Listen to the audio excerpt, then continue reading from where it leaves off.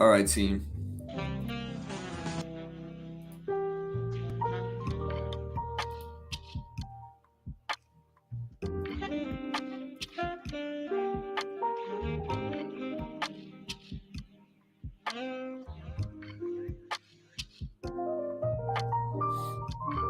All right, guys. So Google about break even today. Sorry, I'm a little bit late. It's the holidays, though. Yeah, what's up, Kevin, Emmanuel, MLB, Para, Future, DS. All right, I got an Ethernet cord plugged directly into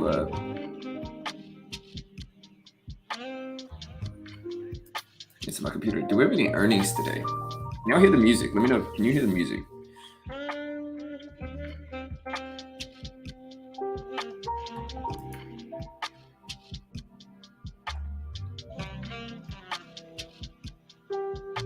.9% is what's expected.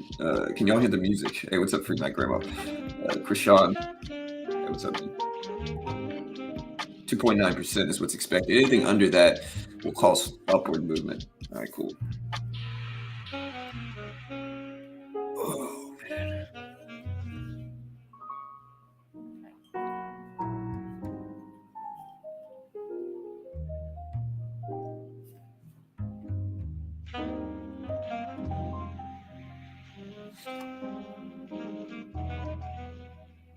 You know, it's like last night.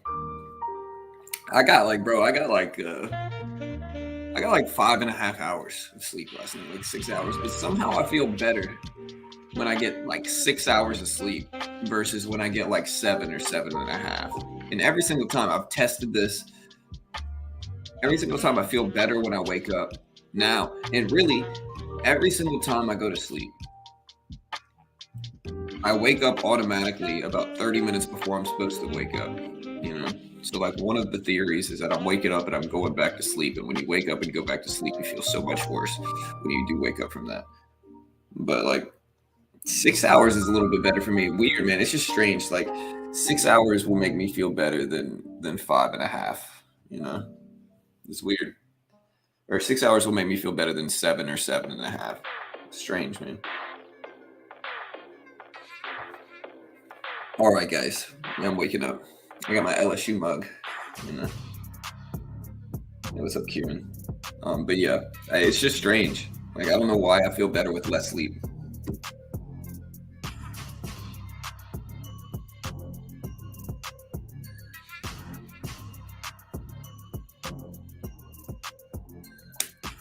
I wake up a little bit. SPY is down today, but the market ripped up so much yesterday. It doesn't matter. Market almost got up to 388 yesterday, which is good. After the big drops that we've been taking, it's kind of necessary. What's up, Leslie? Free, Kieran, Future, Shank, Johnny, Abid, Layla, Jesse, Dolly, Para, CJ, Adam, Thomas, Future, Krishan, DS, Emmanuel, MLB. What's up, team? So yeah, Correa going to the Mets now. I'm not really that afraid of the Mets though, man.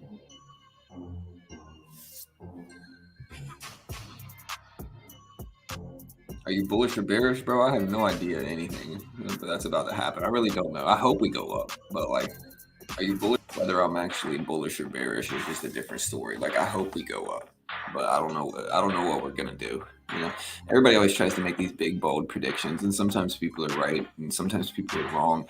But like, nobody really knows. Like, we can only guess. The only people that really know are the Fed. They know, and some insiders might know because of that. But like, aside from that, everything else, nobody really knows anything. All we can really do is speculate.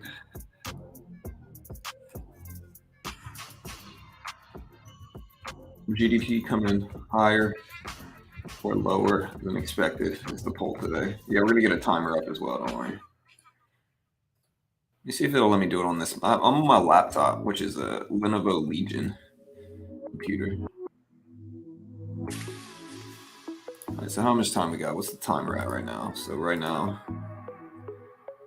It is the equivalent of 6:30 market time. So we really have like 2 hours almost, like 2 hours and hour and 50 minutes.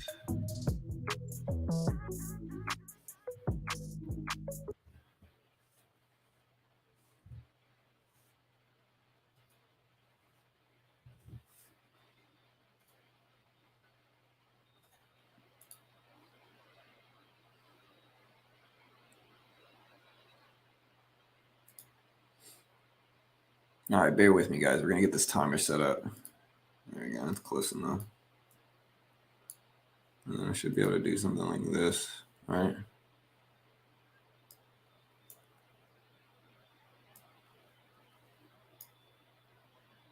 Here's the timer, but I don't know if I can get it to work. Hold on.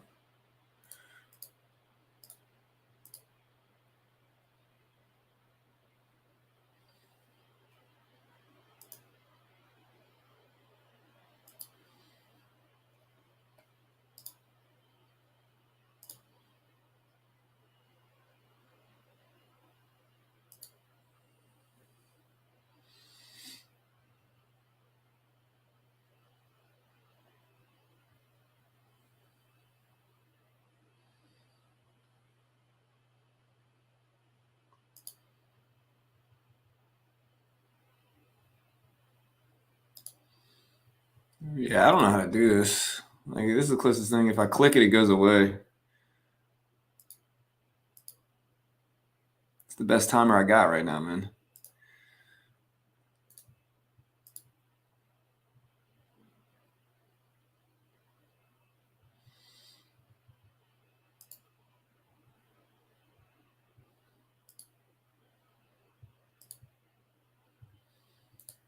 I wish I could pin it to the page.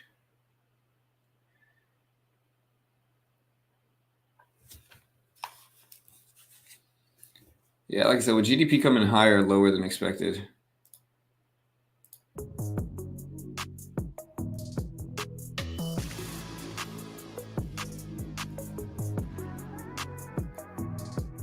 Oh crap, I just messed up the poll, guys. My bad. I'm gonna have to end this poll.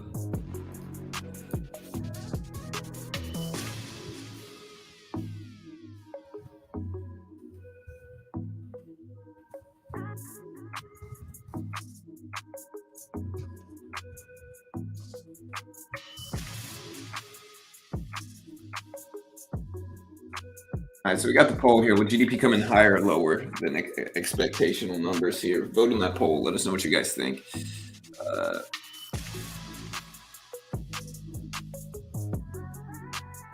Good GDP numbers. Yeah, so I think if it's above, if it comes in higher than 2.9%, we'll probably get a negative market reaction, to be honest here. I wish I could pin this, man.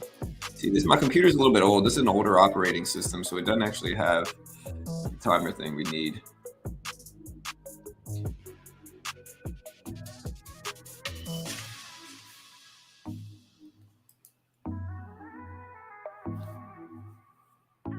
I could put my mic like right here. Might be easier to deal with since it's not going to be blocking anything. Does that work? No. Sorry, it's blocking my tabs on my other computer. That's the only problem with that one. So it's blocking my tabs.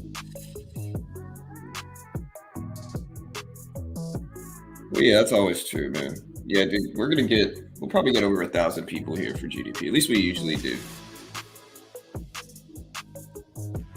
Now, it is a few days before Christmas, and yeah, market's closed.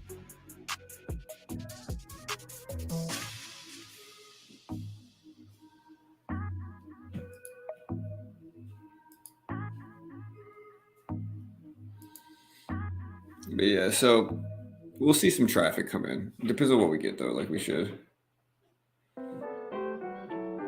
Tomorrow we got PCE.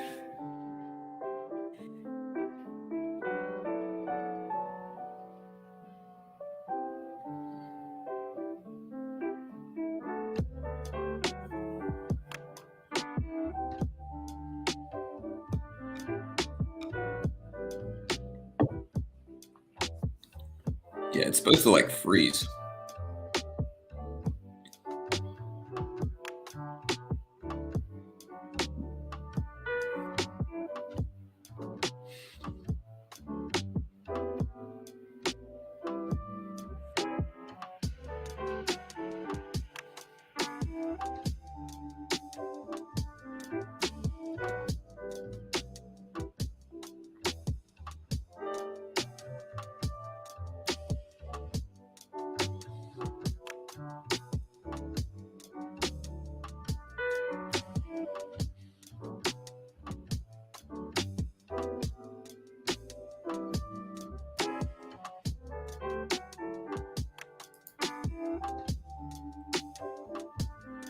Yeah, man, it's supposed to get really cold. Are you quoting Malibu's Most Wanted, Dylan? Man, it's been so long since I've seen that movie, man. That's one of the that's a good movie though. It's been so long since I've seen it though. Malibu's Most Wanted. It's good, but it's been a while since I watched it. I hope we're going higher already. Want some green candles. I want a few more months to extreme bad so we can stack before the bull run. Yeah, maybe, man. We'll see. Like I said, you don't really know. We can hope we go up though. You know.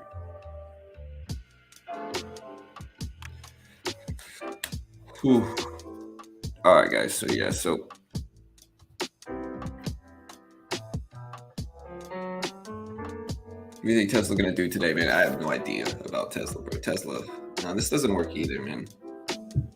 It ends up blocking my TOS candles too. We're just going to switch it to this. Yeah, it's easier. Hey, what's up, Raphael? The Dixie is climbing out from the grave. Yeah, well, the market's down. You can see the SPY down to 385.60s right now. So the market is actually down today. You know, that's what's going on. Doesn't mean much because this data could impact it all and move it all. So it doesn't really matter anyway, but you still want to pay attention to what we get today, you know.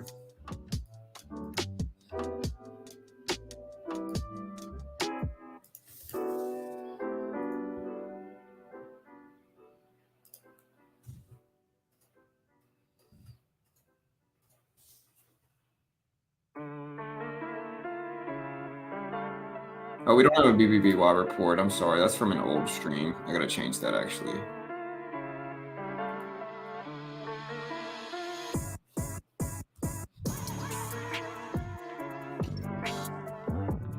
Here, hold on one second.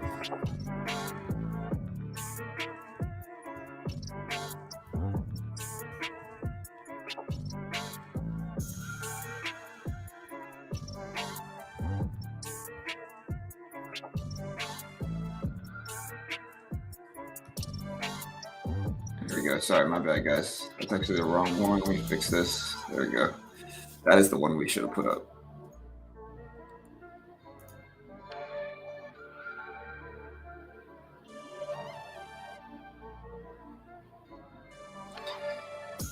Yeah, well, I mean, people don't want to work. Like, it's not because they're being lazy. It's because they're like, I kind of understand it, you know. And I'm not saying you shouldn't work or anything like that, but like, people don't want to work is because their money's not worth anything, man.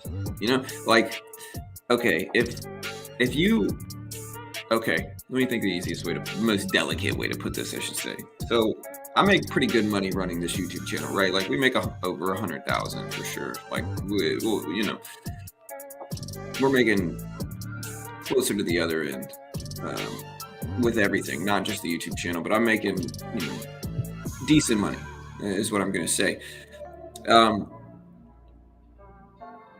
If I worked and worked and worked and made $2,000 a month or $2,500 a month, you know, or $3,000 a month, $3,000 a month is not easy to live off of right now.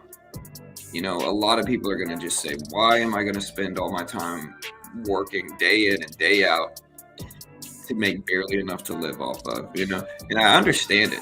You know, inflation's really high right now. Gas prices are high. Food's really expensive. You know, it's just really weird market right now where inflation's been really bad. And so in that, I understand, like, I understand how people are skeptical of, you know, I mean, people still need to work, but like, I don't know. It's a little bit more nuanced than just people are lazy. It's more so just prices are high right now.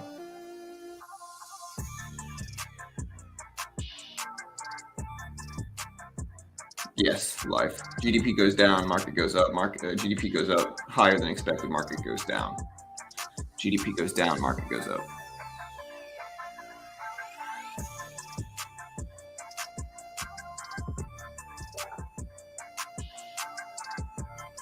And so I kind of understand. I can't knock anybody. Listen, you know, when I was young, I used to think that you needed to just work your whole life away. You needed to just work. You wake up early, you work late, you spend all your time working. And that's fine if you genuinely want to do it. Like, I'm competitive and entrepreneurial, you know, so like, I want to win, you know, is the best way to put it. And so in that I want to work. I enjoy working. If I didn't work, I'd feel bad. If I didn't wake up in the morning and do something, I would feel worse. But I'm also old enough now to try to be like, I also try to be objective and understand that like everybody doesn't want to work their life away. It's where the retire early movement is kind of starting, is because people don't want to work their life away anymore. And what means they should? Like, who am I to tell anybody what they do with their own time in life? We got a very small amount of time on this earth, and so in my mind, let people do what they want. If they can eat, and I can't really get mad at them.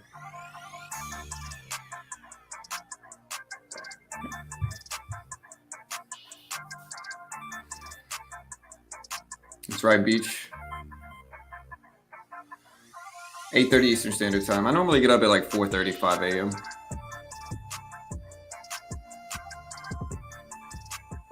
How old is he? Yeah, right. Financial independence, retire early, 100%. I can get on board with that.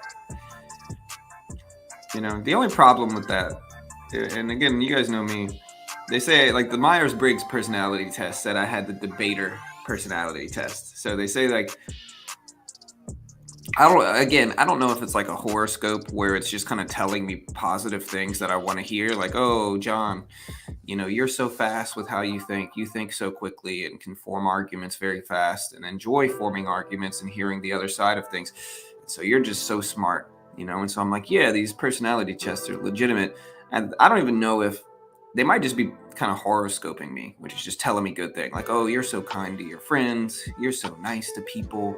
You work really hard for those you care about. And so anybody that hears that, they're going to be like, oh, that's me. That's me. I'm nice to my friends, and that's what the horoscopes do, is they're so vague. It's kind of what the people who also tell, like, it's also what the people who say they talk to ghosts do. They just tell loved ones things they really want to hear, and I get it. But like, anyways, I'm going off subject. The Myers-Briggs personality test said I had the debater personality type. So basically, I like to not argue per se, but like I like to debate different topics. And so the only problem with the financial independence, retire early thing is inflation. Inflation is a risk to that whole movement because people can save up tons of money. What's a reasonable amount to retire with now? 300K, 400K. I don't know what the standard of retirement money is. My guess is it's probably somewhere around 300 or 400K. I'll tell you this: if I'd have to live pretty slim to live off of 300K for the rest of my life in my 30s. So like that's the only risk, is inflationary risks for that. Like you might save up enough money, but then inflation goes up so much that like you lose basically half or whatever it is over time. And in that situation, it's like, okay, well, can you really retire early? Can you really retire, or are you just not working right now? But at the same time, like I said, I can't really knock anybody if they don't feel like working their whole life away. It's not really a reasonable complaint by me. So people can do what they want.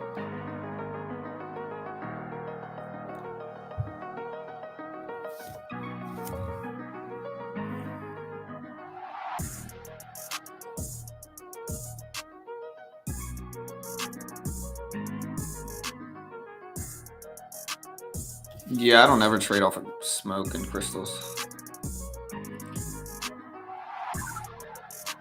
Hey, what's up, man? Thank you so much. Support from Taiwan. Hey, welcome, brother. Thank you, man. I appreciate you. Thank you.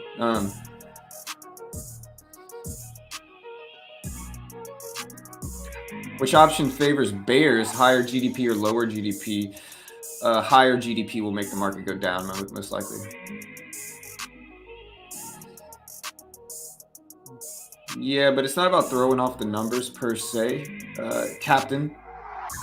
And the reason it's not is because they base their numbers off of those expectations, the expectation of people spending more money. So that's kind of what it is. If everyone wants to make more money, who's going to make your coffee or lunches for you at Walmart? Well, teenagers, really. Teenagers are the ones meant for those jobs mostly. I mean, I'm not saying if you're older, you can't work those jobs. If you want just kind of a quiet, easy life, like I'm not saying that's a bad thing even. But like most of the people working those minimum wage jobs are teenagers. You know, like my first job outside of school was Chick-fil-A. You know, I worked at Chick-fil-A. I worked at Sonic when I was a teenager. You know, and I was happy doing it. I got some good food.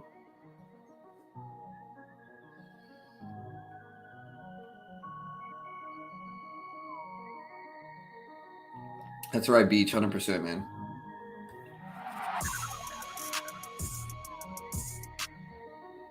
What dividend stocks do you recommend?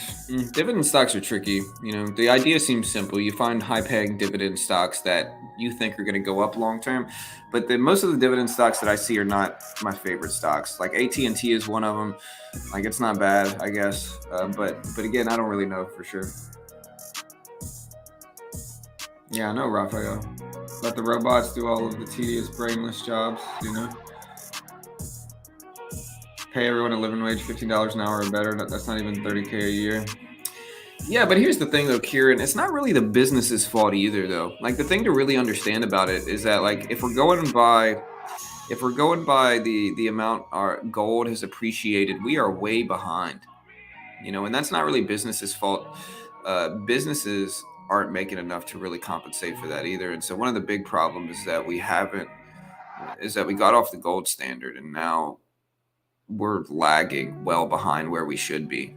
And so if businesses were forced to, some businesses would be okay, but if all businesses around the country were forced to pay everybody 15 an hour, a lot of them would go under, you know, because again, we're so well behind the gold standard at this point in time. So it's a really nuanced thing.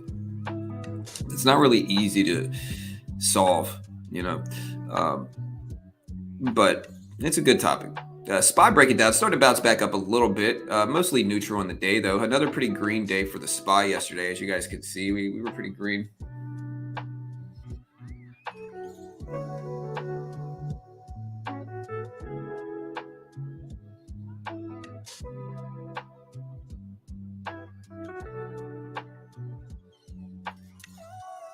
Yeah, what's up, Hurry?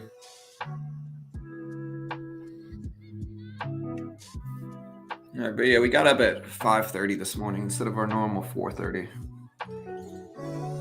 Yesterday at my house, my aunt's house, we had a gingerbread house competition. Carol won.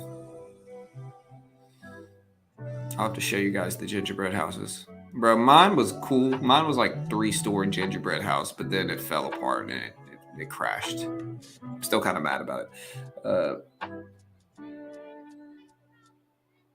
Yeah, 100%. Businesses aren't, a lot of them aren't going to be able to sustain $15 an hour. So there are going to be consequential layoffs from that, you know, which is okay if you let it, like, I could understand letting it happen and then giving them some time, maybe give them some tax cuts in order to compensate for it and tell businesses you got like a year or two to fix your margins to where you could still work it out with $15 an hour minimum wage. I think that's the best option. But that would mean the government would have to take tax cuts on the tax money they're getting from businesses. And I think that's what the necessary thing is. But I don't know if that'll ever happen.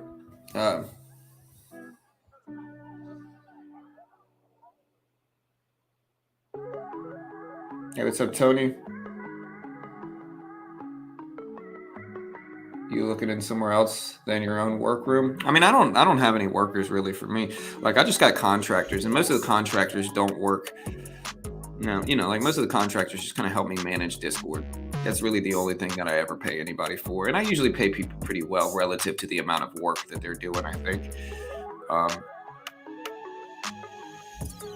Like Bobby, when Bobby worked for me, even when I didn't really need him anymore, because again, we're just a small YouTube channel. Like I gave him like $1,000 bonus, and like, you know, I try to treat people right, you know.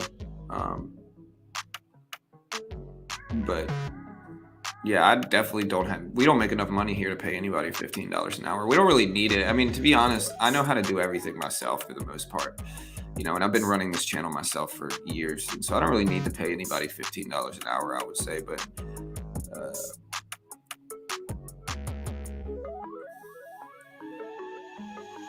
yeah, we didn't get that luxury of hot glue. Yeah, AT&T has a good dividend, but the only problem with phone companies like AT&T, here's the real problem I have with them, right?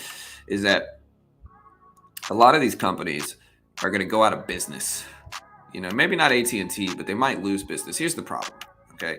So a lot of these companies' businesses revolve around cable.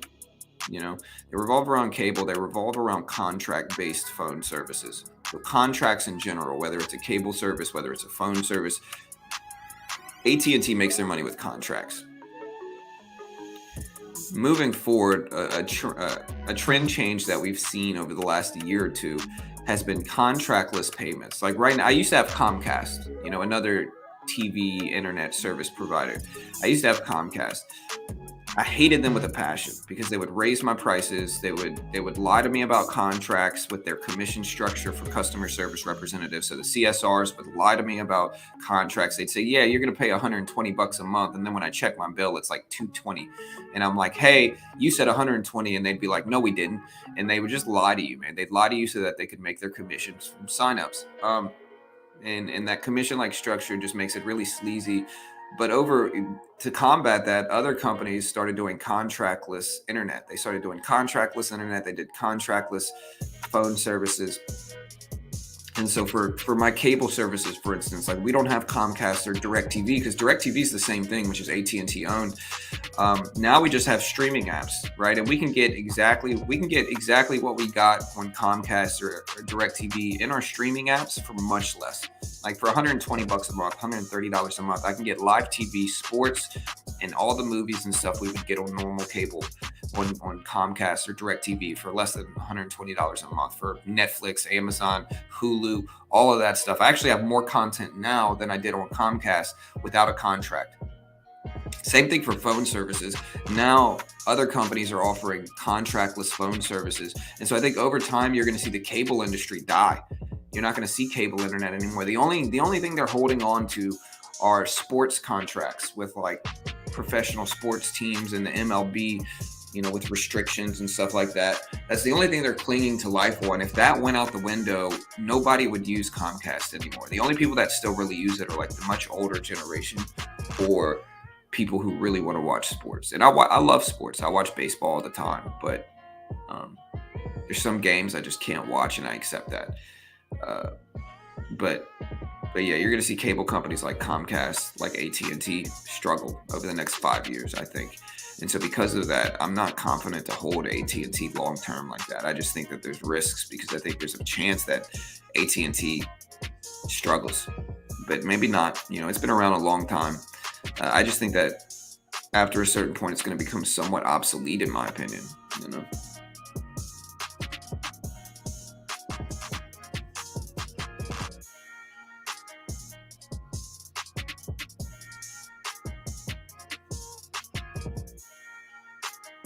Yeah, DirecTV is the same, man. Scammy.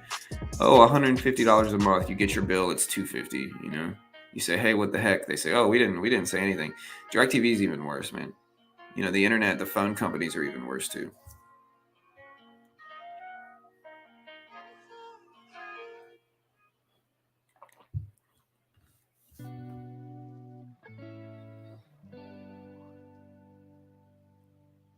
Yeah, what's up, Ninja? Good, man. Good, Tiberius. I think that's great. I think the future of media is YouTube and streaming apps. I think my kids, like here's a great example. When I grew up, I watched TV, right? I watched TV, I watched Nickelodeon, I watched Disney. And I don't think it matters that much, but I watched Nickelodeon and Disney growing up as a kid. My son and my daughter watches YouTube personalities. They watch Mr. Beast and they watch YouTube personalities, and my daughter watches like makeup tutorials. Like that's their media. Their media is YouTube. Like that's what they do. Like that's what they watch. They don't have a TV channel that they like. They don't even know what Nickelodeon is, and so that is changing for sure. You're going to see a big change in that because streaming has become so proficient that you don't need to pay a cable company $300-$400 a month just to watch TV. You can pay Hulu $50 a month or YouTube TV $50 a month and get everything that they're offering plus more. And with stuff like Amazon Prime, you can rent any movie as well. Like the other convenience thing for cable companies used to be you could rent any movie you wanted. You could watch all the new movies.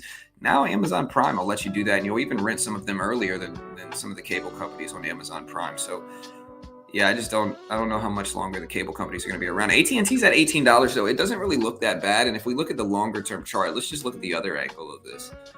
You know, the long term chart, it's doing better than the market has to a certain extent. Here's AT&T, and then we'll put a long term SPY chart in the middle. So here's the SPY over the last year, and here's AT&T. So AT&T has kind of led the market some in that regard.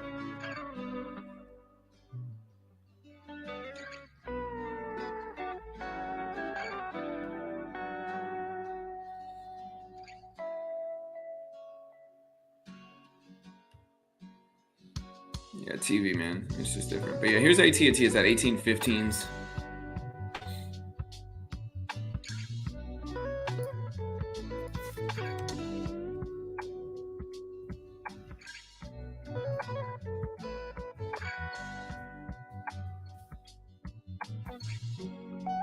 Yeah, GDP data dropping live here at 8:30.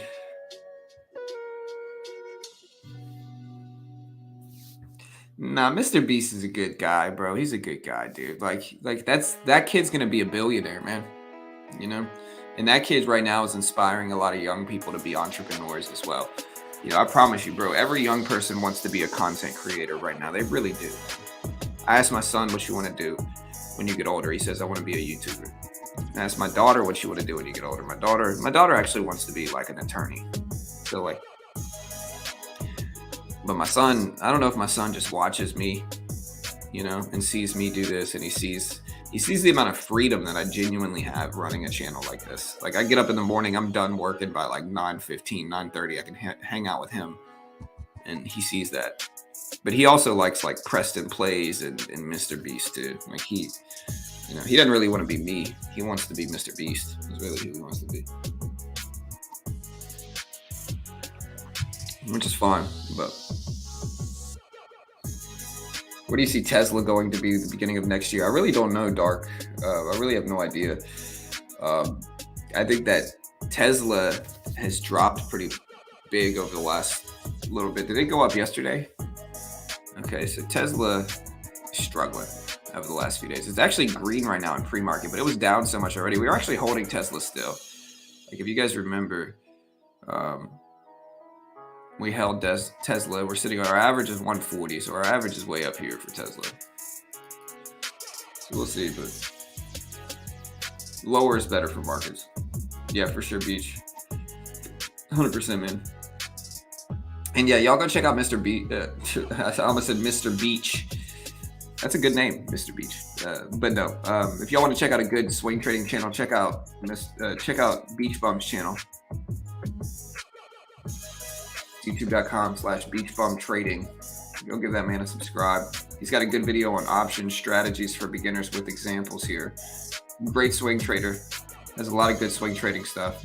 Check out his stuff here. Give that man a subscribe. Here's the video. No, that's not true. No. Mr. Beast gives away to everybody, bro. He has some giveaways where they're just to his friends. But like that dude gives away a lot of stuff, man. That dude donates millions of dollars to charity. And honestly, he's really smart about growing too. But he gives away a lot of stuff. It's not just to his friends. Like he gives away cars to random people. He gives houses to random people. Like sometimes they order a pizza and they give a house away to the pizza guy that delivers it. And so it's not just to his friends. Like that dude's giving away a lot of money.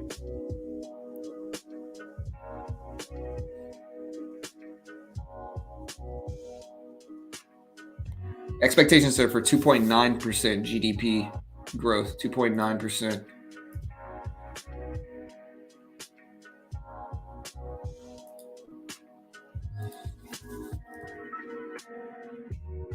So 2.9% is what we're looking like. Again, under that will probably go up. Over that will probably go down.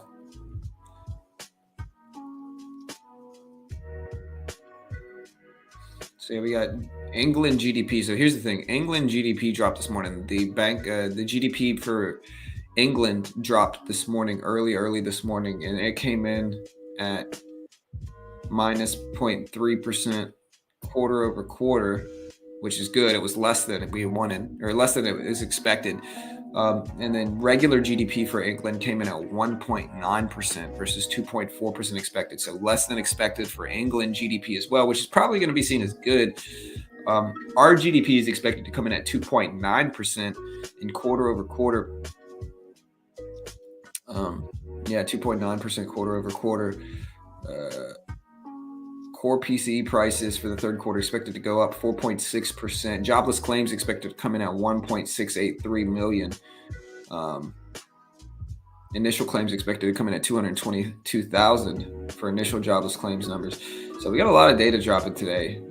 Tomorrow's a big day as well. Tomorrow we got the PCE deflator, which is, again, kind of what the Fed uses to guide inflation and figure out how much inflation is going to be. And so, yeah, we got a lot of data coming out.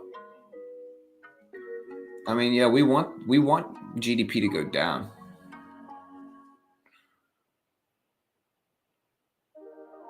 No, I don't believe that. His profit margin's not super thin, Yowzer. Like, you got to understand, that dude has like 60 plus channels. He has subtitled channels for other languages. He gives away a lot of money. But he said it before. He said, look, we could stop creating super expensive videos, and within a couple months I'd have 10 million. You know, his channel was already offered $1 billion, and Mr. Beast will be the first billionaire YouTuber.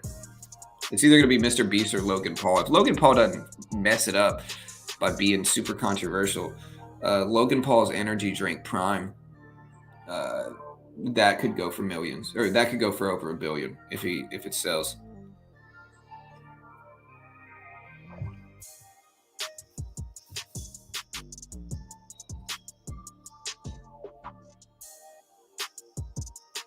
Yeah, he said his margins per month are slim, but what he said, though, like, to understand it, like, he's very smart in that he puts most of his money back into his channel, right? Like, a lot of businesses fail because they make money, and then they just kind of live off the money. They don't throw it back into their business.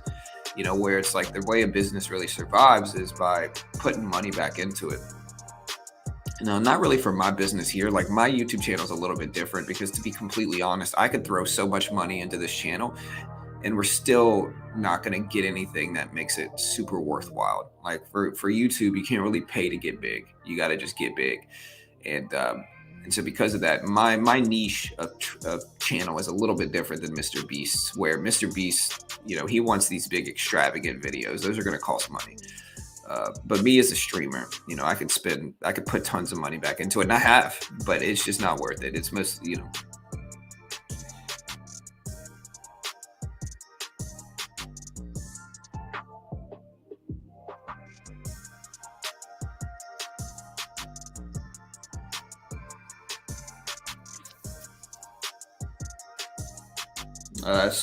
So jobless claims numbers are expected at 222,000. Anything over that will probably cause an upward move in markets because less people working is going to be interpreted stock market wise as better because it means less spending, right? So less inflation.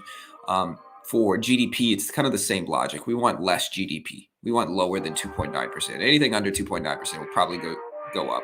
Anything over 2.9% is going to be bad. Will probably go down.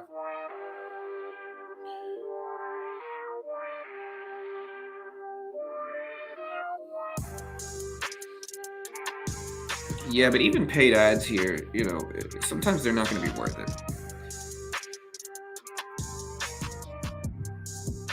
Like, they're not going to hurt the channel, but they're not really going to help it either, you know?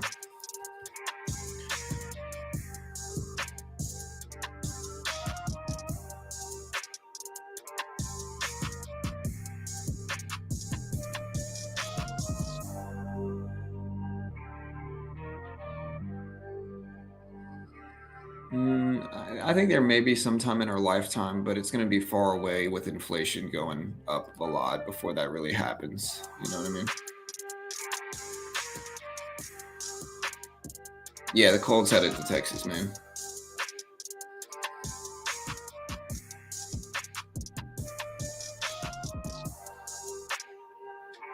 All right, let's do our Twitter poll like we do here. Let's do our Twitter poll.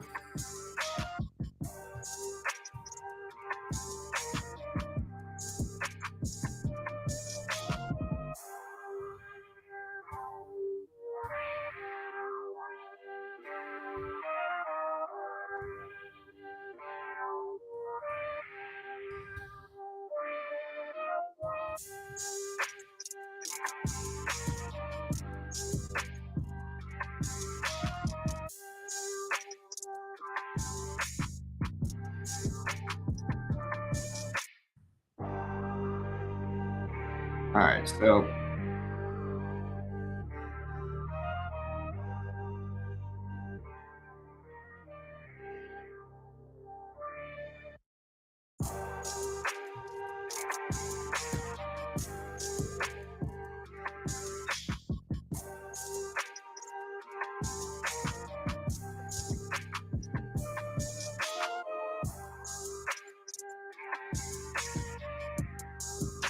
I guess we're gonna do our Twitter poll like we always do. Y'all do me a favor as well. Hit the like button if you haven't yet, guys. Hit the like button, hit the subscribe button. We appreciate you all.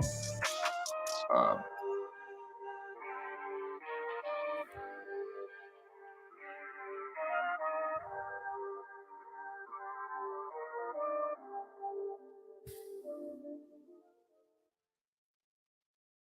all right, so vote on the poll.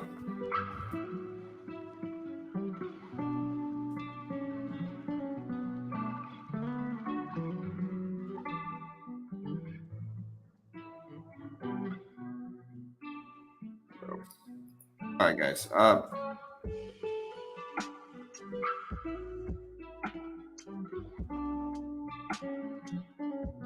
we're gonna make this poll about 3 hours long.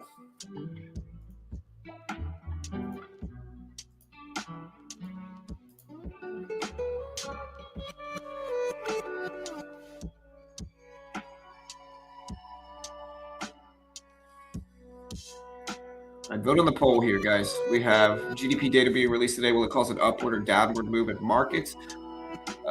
Yeah, vote on our Twitter poll here. If you want to follow your boy on Twitter, here's my Twitter page. Give your boy a follow. Completely free channel here. What's up, Army? Hey, what's up, man?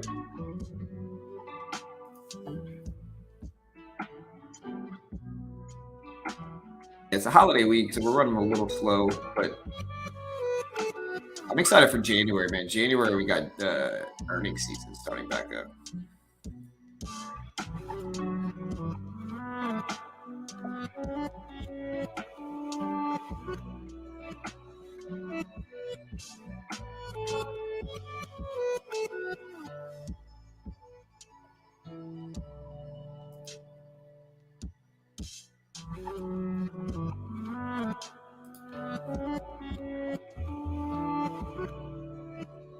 But yeah, SPY testing lows here, team.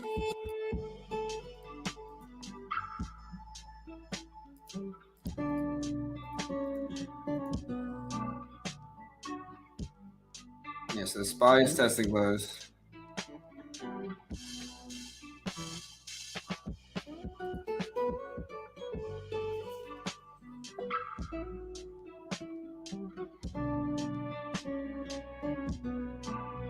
So much volume in markets for a massive move. There might be. I mean, again, we got time.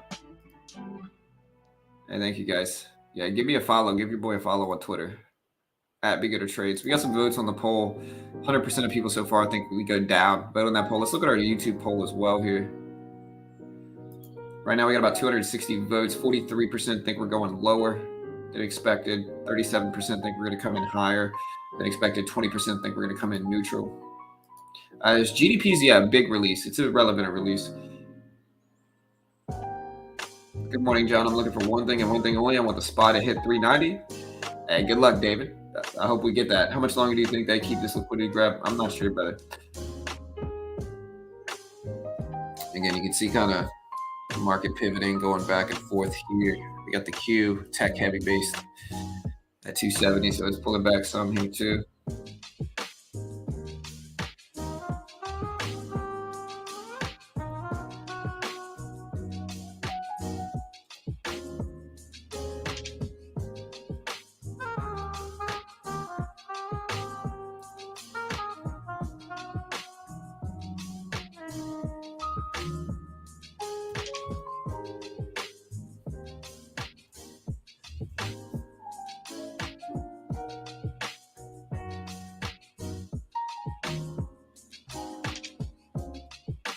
Could bet grab the market or short the market here in free. I think I'm just gonna wait, but I could. Hey, y'all, help me bump these like numbers up. We got 65 likes. I'm talking to you guys right there. Help me hit 100.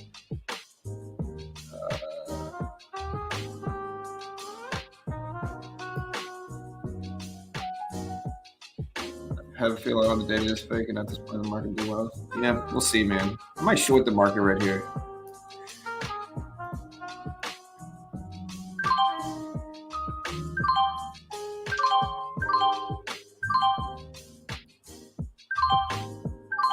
Sorry, I'm gonna change this from 5 shares to 25. All right, so we're shorting the SPY here. We're right at lows of the day. I'll add a little bit more into a bounce.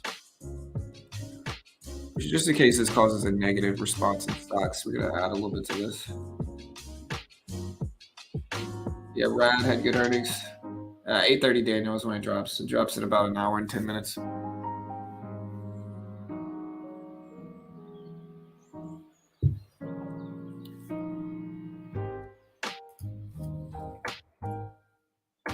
My internet should be running much smoother today too.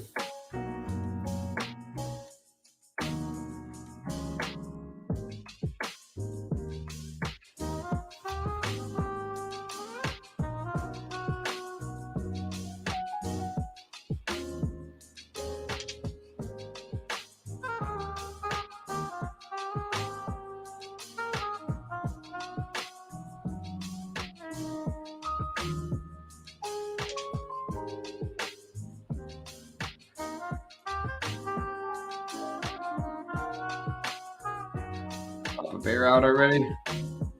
All right, so there's a little dip. We only got 25 shares. We could add a little bit more. I'm heavy on Tesla at 157 price. If you could hit that or go above that in the future. I mean, I think so, but I don't really know if we will. I hope we do, but like I don't know what Tesla's going to do. To be honest, Tesla's incredibly volatile. And so nobody can really say, yeah, we're going to hit that or no, we're not going to hit that. See, I should have added a little bit more to this. I was right about my short. I don't really like low of the day shorts, but in pre-market specifically, when we start to test lows, a lot of the time we're going to break down from it. Now, I didn't really take a big size. I didn't really take the big size that we wanted, but we could have.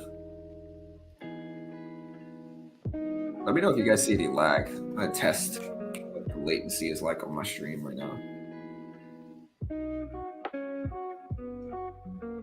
Okay, it's not bad. All right, so we're breaking down.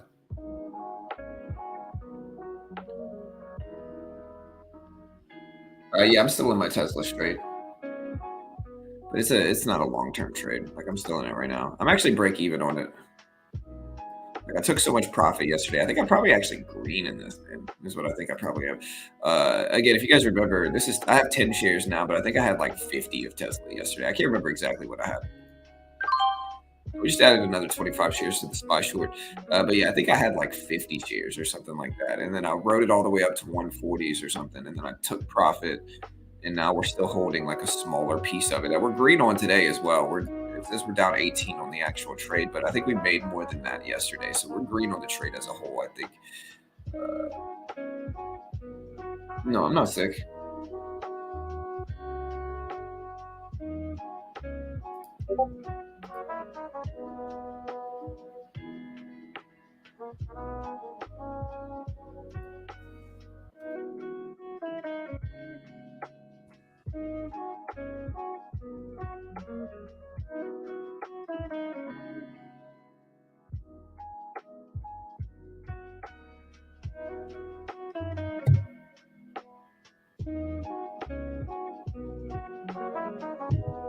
All right, all right, guys. So SPY still breaking down here.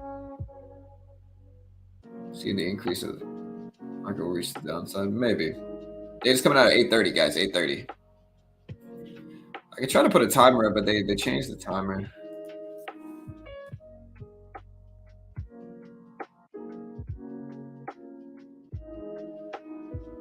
I use the same one I used earlier. How much time we got left? We got hour and 25 minutes, basically.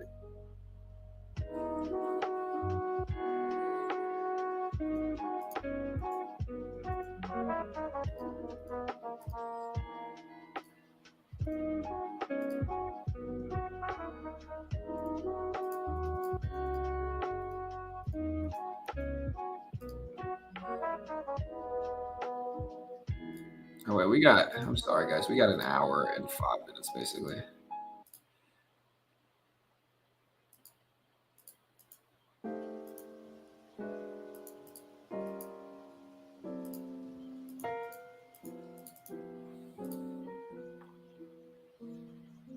Okay, so market's popping up a little bit. Again, we are shorting a little bit. So yeah, here's basically the timer we're gonna put up on the screen.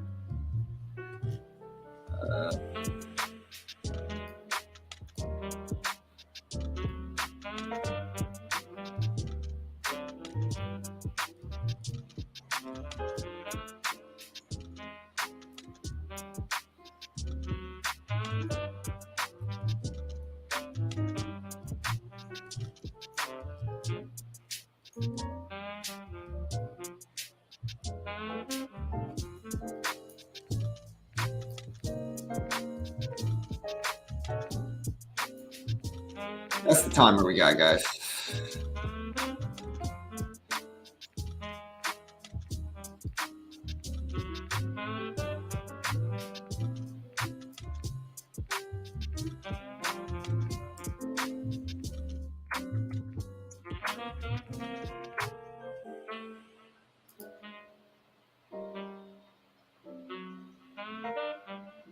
It's gonna be a slower day. It's the holidays, bro. So it's leading up to the holidays right now. All right, we're gonna short a little bit more. We get 100 shares of the spot right here. We got about 100 shares.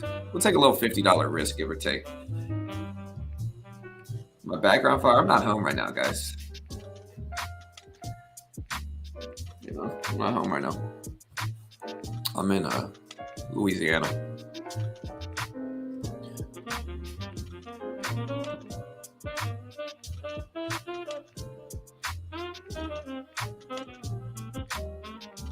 All right, guys, so let me know how this timer works. This timer should be good.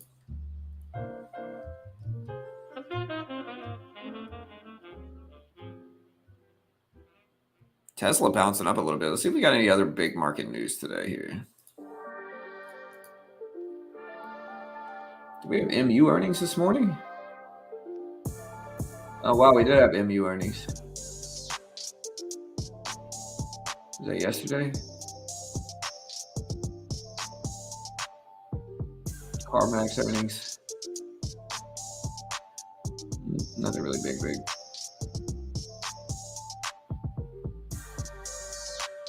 All right, we're getting some breakdowns here. Again, let's see if it continues. Right now, inflation's bad already. So like higher GDP numbers means more spending. More spending's bad. Basically, is what it is. Like high GDP means more spending. More spending. Anything interpreted as more spending is bad right now. Anything interpreted as less spending is good, even if it means less people working, right? So higher jobless claims numbers are going to be interpreted as positive. Lower numbers for jobless claims are going to be interpreted as negative. Why? Because it means more spending. Means more people working, which equals more spending. Less people with jobs means less people working, which means less spending right now. And I don't agree with that necessarily. I think I want people to work and have jobs and be happy and be safe. But in terms of market reactions, higher GDP number and higher GDP than expected is going to be interpreted as a negative almost certainly and cause a drop in financial markets. And vice versa. Less than GDP than expected will probably cause an upward response in markets. Probably. Again, we don't ever know for sure, but most likely that's kind of how it's going to go. Which one?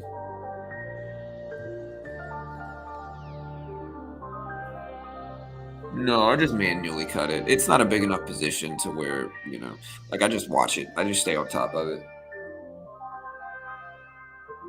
Oh, it's from Dana. The Vulture.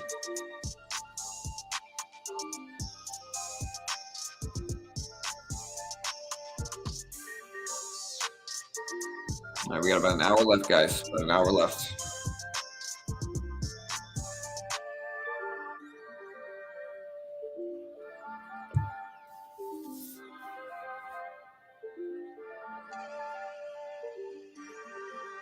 All right, SPY pump it up a little bit. What's up, Emmanuel? Yeah, I mean, well, Fredo, they're all terrible, bro. I don't want it to seem like there's like you can day trade and even swing trade penny stocks sometimes and make money doing it. It's incredibly difficult. Most people lose money at that as well, but like you can do it. The reason I knock on penny stocks so much is because so many people lose money. And like the reality of it is investing in penny stocks. I just see so many people sitting on penny stocks for years, just so desperate for it to come back. like getting really emotional, like doubling down on them, just refusing to cut them, like bag holding terrible penny stock companies for years, like turning into fanboys of the company because you're down so much in a position. And it's just kind of, it's it's unfortunate, and it causes people to lose more money than they really have. It's the easiest way to put it.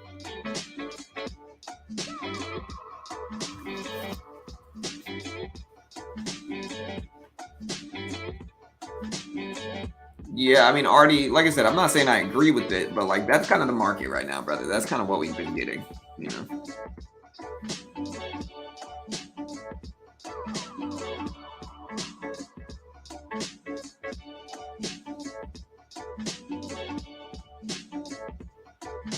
Like, look at Tesla pop up. So yeah, I'm not saying I agree with it, but it's just kind of the nuance of the market right now, man. I would think higher GDP equals better economy if there are more people working and there's more to spend, but because inflation is counterwise. So yeah, 100%. I mean, here's the thing, right? Right now, I don't want you to think it's always going to be like this, because it's not. Like conventionally, higher GDP is good. It means the economy's growing. You know, it means people are spending, the economy's thriving. And if we didn't have such bad inflation right now, you know, we want to see more people working. We want to see lower unemployment. We want to see GDP growth. Like those are all signs of like a successful economy.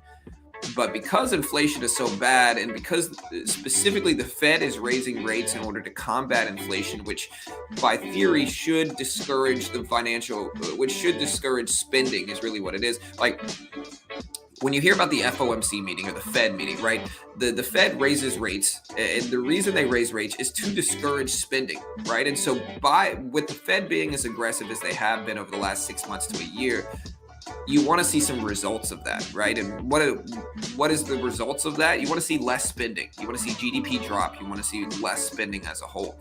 You know, so when the Fed is aggressively raising rates like we have been for the last year, but we're still seeing super high spending and GDP growth, that's going to be seen as a negative. It's going to cause people to lose optimism. They're not going to be as optimistic regarding the future health of the economy, because they understand that like the Fed's being aggressive, yet we're still not really seeing any curbing in prices, right? That is kind of the nuance of it, and why it's important to understand kind of what's going on in the Fed meeting. You know, and if for instance, right, here's another reason there's an inverse correlation between like GDP growth in the market, is because whenever the Fed is aggressively raising rates and we're not seeing any damage to pricing and inflation and spending, what that ultimately means is that the Fed might have to be more aggressive in the future with their rate hikes. And generally, on a shorter term basis, when the Fed is aggressive with their rate hikes, you're going to see short-term pain in the markets, in financial markets, because the Fed is raising rates in order to discourage spending. They're raising interest rates to discourage spending, and when you discourage spending, you discourage high prices, because when spending dries up, businesses lower prices, and thus it combats inflation. But if you're raising rates really aggressively, but you're not seeing that curbing to spending, you're not seeing spending go down, then that's a bad sign, and that makes people lose optimism, and ultimately the market goes down with it. Is kind of how it works. But yeah.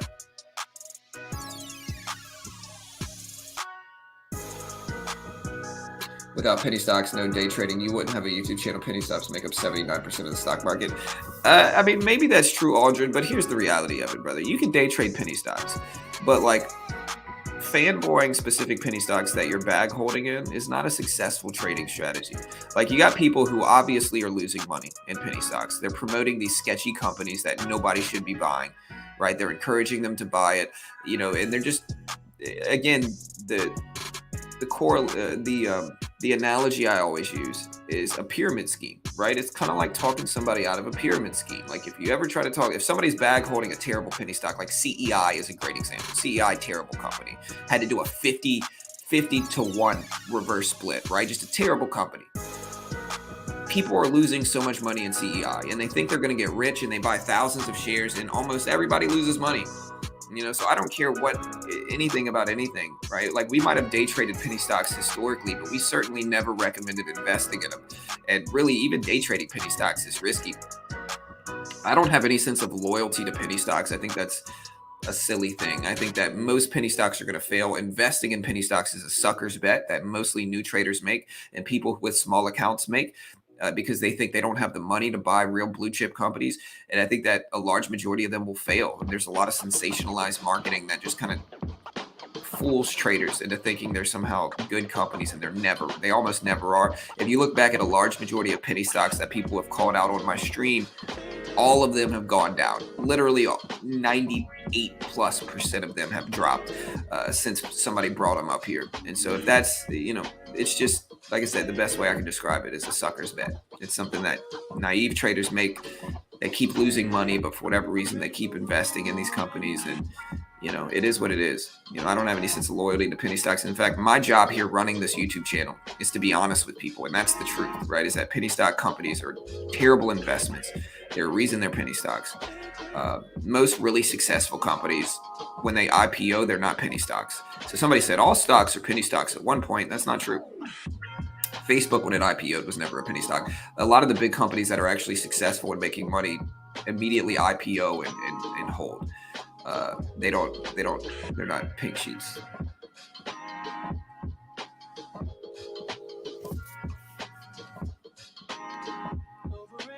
But yeah, of course you can day trade them, Aldrin. I'm not knocking on day trading them, but like you got to see them for what they are, which are just investment vehicles for volatile movements. Again, investing in them is a losing endeavor for almost everybody. There's a huge difference. Here's the easiest way I can put it. All right, you take 10 random blue chip companies and you put your money in 10 random blue chip companies, right? And you hold those blue chip companies for 10 years, 5 years even. Odds are, after that 5-year period, you're going to be up big in those positions. You're going to be making money in those blue chip companies. If you take 5 different blue chips and you invest your money and you sit on them for 5 years, odds are that you will make money in that situation. You do the same thing for penny stocks. You take 5 random penny stocks and you invest your money in them and you hold those for 5 years. You will lose 95% of everything you have, right? Why invest in those then? If that's the reality, which it certainly is, why invest money in those, man? Like, you don't have any duty to support these companies. These are terrible companies. Most of the time, the people getting scammed are the traders. They're selling you a dream and then they're, pumping themselves up, taking profit, and then just dumping it on everybody investing in them. It's just, sleazy market, man. Yeah, and we don't even cover penny stocks like that. We don't really trade them like that either. We just kind of cover broad market blue chip companies.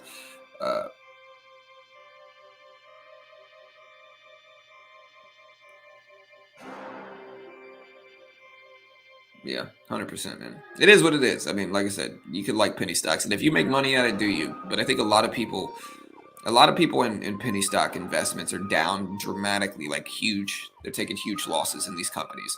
But when somebody asks them, "Hey, how's ABC company?" they say, "Oh, that company's great. It's doing great." And it's kind of this weird thing where it's like people know I'm telling them the truth, but it's really hard to hear for some people. They get mad at me for saying it and act like I'm a traitor or whatever it is. But it's like, no.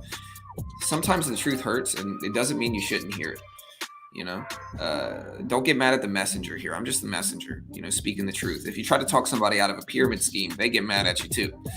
But it doesn't mean that a pyramid scheme is good. It means that the truth hurts, and they build up these delusions of grandeur in their head about making money in penny stocks, and you almost never do. And most people lose money, and it's just the reality of it. And if I don't tell anybody, nobody will. If I don't tell people, nobody else will. And so it's my job to tell people, man. That's my job here, is to protect traders. And that's one of the ways you got to do it. All right, we're going to get ready to take some profit here on this little short in the SPY. Hey, there we go. All right, we just took half off. We got 50 shares here on the SPY short. Cut profit. That'll make it an easier trade to make money in.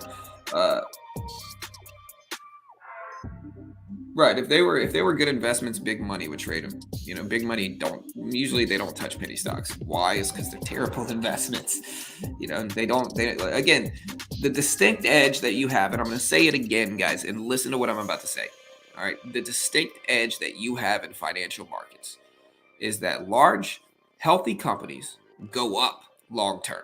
Not all of them. You could find some that don't, of course. But if you diversify well into blue chips, they are going to go up long term. 8 to 12% a year is the percentage gains on average that blue chip companies, or the S&P 500 per se, gives you a year. 8 to 12%. That's a profound edge that you shouldn't underestimate. That edge of blue chip companies go up long term. Not mid caps are sketchy too. Mid caps can go out of business just as easy. Look at Carvana. Look at Hertz rental cars. Like mid caps can go out of business too. But the real edge you have in markets is that large cap blue chip companies go up long term. And so it gets you in the situation where you can hold these companies long term or short term and make your money. Penny stocks is the exact opposite. Which is they go down long term. Almost all of them do. And so the big edge that you have in markets, guys, is that blue chip companies go up. Don't miss out on that edge. That's the profound edge. That's where a lot of traders make money. That's where Warren Buffett made his money. It's from blue chip companies going up. And value investing is the single most effective form of investing or trading in the world right now over everything else. So you can make money short-term day trading momentum from penny stocks. That's fine. That's understandable. There's some, I'm not really the best penny stock day trader right now, but like I used to do it and made a little bit of money doing it, and you can do so successfully.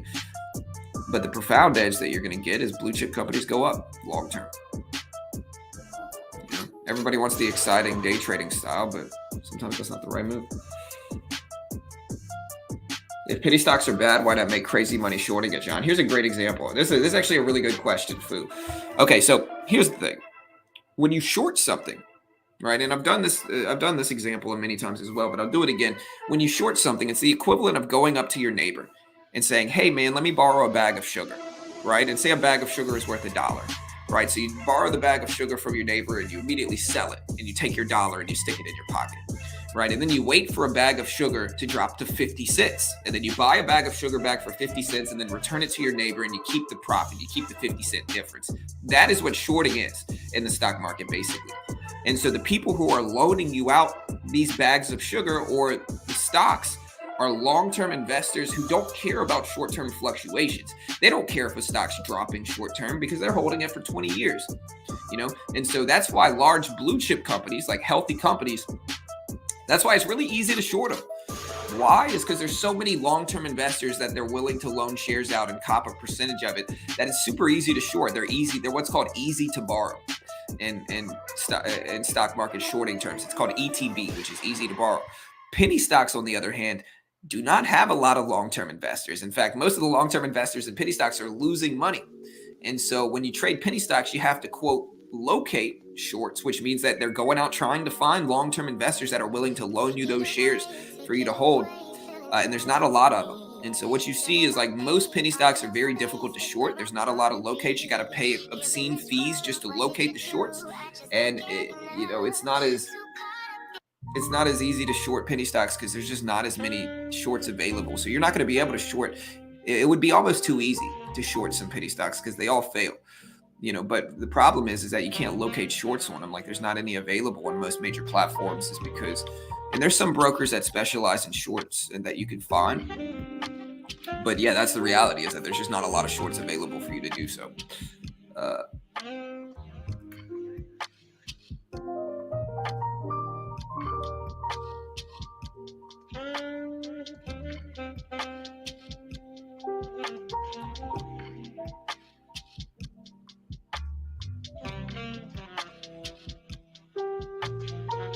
Catch it back up on the chat. Yeah, PCE and core PCEs tomorrow. So PCE drops tomorrow. That's very relevant. That's what Jerome Powell uses for his data and inflation analysis. He uses core PCE.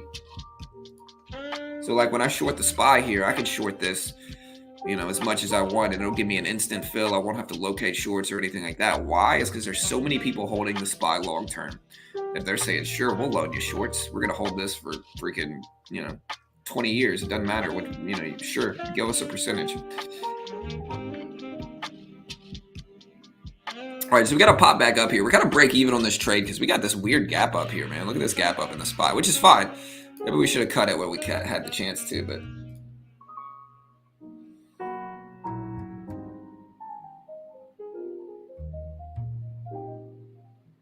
Kind of like Mullen and BBIG, yeah. And it traps new traders. New traders are the ones that gets hurt. Yeah, Tesla's not a penny stock. I never said it was.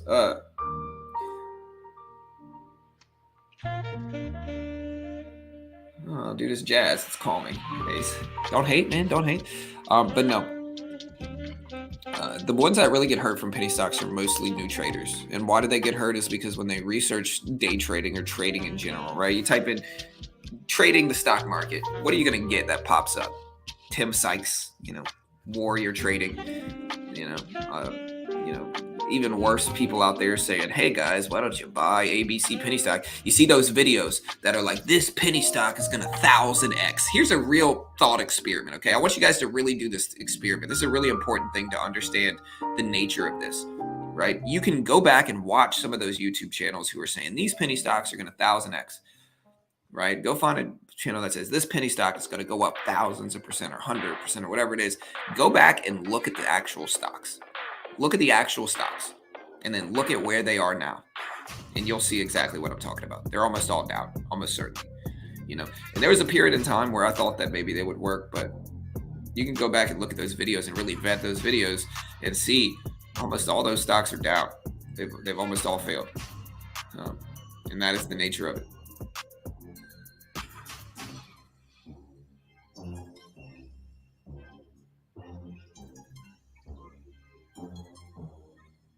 Yeah, for sure. And penny stocks are also the most vulnerable to that type of stuff, like Liana is saying as well. Like penny stocks are vulnerable to getting shorted into obscurity. I mean, they're already pretty obscure, but they're more vulnerable than like blue chips. Like Apple, it doesn't matter who posts a short report, but on Apple's going to be fine. But you get like a terrible penny stock that you get a terrible penny stock. When somebody puts out a short report on it, that could destroy the company as a whole. Yeah, penny stocks are only like the only real way people are making money, Cough, Atlas trading. Cough, cough, Atlas trading. The only way people are really making money is by pumping them up. They're front loading. So they're buying a bunch of shares and they're announcing that they're huge followings. Hey guys, we bought, I just bought ABC low float penny stock. And most of the time they're low float so that they're manipulatable. They say they buy a bunch of shares and then a day later, they get scale into a huge 15,000 share position or something like that. And then a day later, they'll announce that to their following, this penny stock is going to go crazy, or like ABC penny stock is going to fly, And so what happens is everybody that all their following buys it up. They eat it up. They say, oh my gosh, ABC penny stock is going to fly. And they buy these stocks up. And that makes the influencer makes 1,000%, And then in terms of what the other traders do, whenever those influencers announce they sell, if they ever announce they sell, the penny stocks come straight down. They never hold their gains. CEI was really one of these. Like CEI got pumped up by, I'm not going to mention names, but CEI got pumped up by these guys. And this one, to put this into perspective, they did a 50-1 reverse split yesterday. An incredibly weak, terrible, desperate move by this company. A 50-1 reverse split. A 50-1 is what I'm saying here. So they took every 50 shares of CEI and consolidated it into one share. So if you had 50 shares of CEI pre-split, you now have one share of CEI. It's a really desperate move. Most splits are like, most reverse splits are like 1 or 10-1 or 8-1 or 6-1. This was a 50-1 split, right? So incredibly sketchy move. And if you look at the long-term chart of it, it is a absolutely horrible looking chart. Just terrible looking company. Look at the yearly chart here. Just a terrible company, to be honest. And that's just kind of the nature of the game here.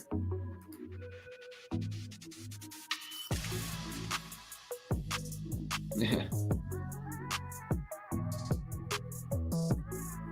Yep, for sure, Larry. I think they will too. Hey, what's up? What's up, Tiny?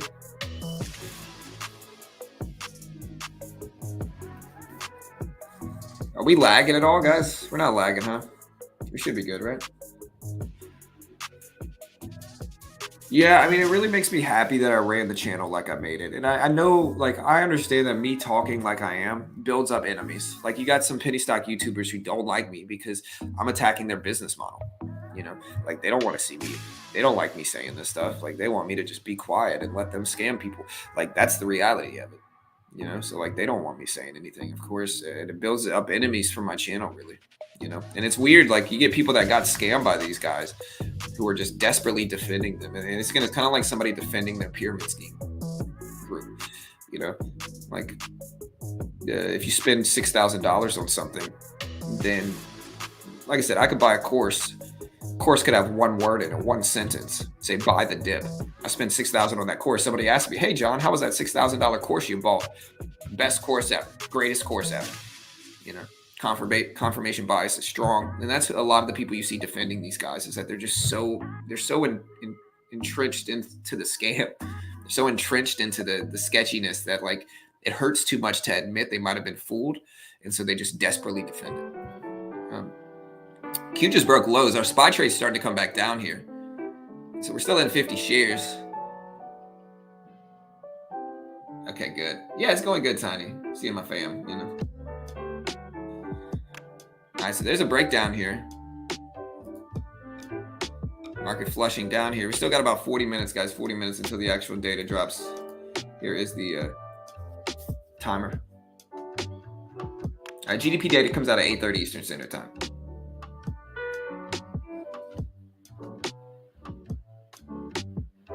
Is GDP or unemployment more important? I think they're pretty similar. They're both big releases. I would say GDP is probably a little bit bigger, but I think it varies.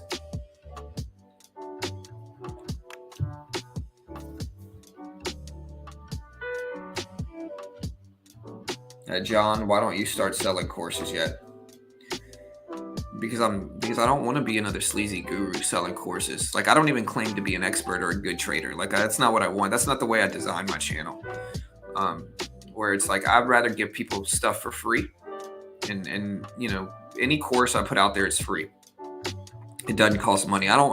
My big thing, and I've kind of backed myself into a corner here with this, but my big thing is like we don't sell or charge for any content. Like there's no paywalls behind our content. You know, you can watch anything on my channel for free. You don't have to pay for it. And I don't even claim to be a good trader. I don't claim to be an expert. Like my job is just giving people free data. And we cover this data incredibly fast, guys. If you watch any of our data streams, we drop this data as soon as it comes out, very quickly. So like my job with running this channel is protect traders and drop free data to people. And you know, business is good. We make enough money from the channel without needing to sell a course too. So like we don't have to sell a course. Like we make good enough money, you know, doing this that I promise you, if I wanted to, with the amount of with how many views this channel gets, like right now it's a little slow, but like, you know, the FOMC meeting, we had thousands and thousands of people here. You know, we got like 20K plus views. The CPI, we had 30,000 plus views with like 6,000 people here live. So with the amount of views I get, I could certainly sell a sleazy day trading course if I wanted to. But like, again, I would be a huge hypocrite if I did that, I think. And so I just want to keep it free and just give people a free place to get data and learn about the stock market without having to worry about somebody, you know, selling a course. I'd rather just put it out there for free. Not against courses. Like some courses are good. You know, I'm not against them all. People think I'm just against any paid content. I'm not. I'm against lying to people and selling them publicly available content, because a lot of the courses you find are going to be content that you can find online for free already. Like you don't need to pay for that content. And so slapping a $3,000 price tag on it, it's just a scam. It scams people, man. SPY moving up a little bit. We're break even right now. We're completely break even. Luckily, we took 50 shares of the position off. We can let it just kind of go back and forth. I will flatten this one out before the GDP release. I'm not going to hold this through GDP data. Yeah, I actually disagree with that, Klaus. Klaus said anyone selling a course is a scammer who can't trade. I disagree. Okay, and again, you know, but let me explain why, right? Smart people diversify, right? Smart people build up multiple income streams. And so just because you make money trading doesn't mean you can't make money selling a course. The problem, though, is that you got a bunch of little 18-year-olds with braces out here trying to pretend to be stock market experts. You know, you got a bunch of little kids acting like they're somehow stock market experts, or acting like they found some glitch in the stock market that, you know, and they're using that and they're relating to other young people, and then they're selling these young people terrible courses that are just kind of carbon copies of other courses. And like, that's what you got going on. But if you want to sell a course for like a few $100, I'm not against that. I'm really not. Like, I think that's fine. I think smart people diversify and build up multiple income streams. And so just because you make money in trading, trading is always going to be somewhat unstable. So like trading will always be a little unstable, right? So it's like there's nothing wrong with selling a course if you actually are an expert. But the problem is that if there needs to be some uniqueness to it. If it's just publicly available content you found on Google, then you're just scamming people for that. So again, I'm not against courses, but it depends on what it is.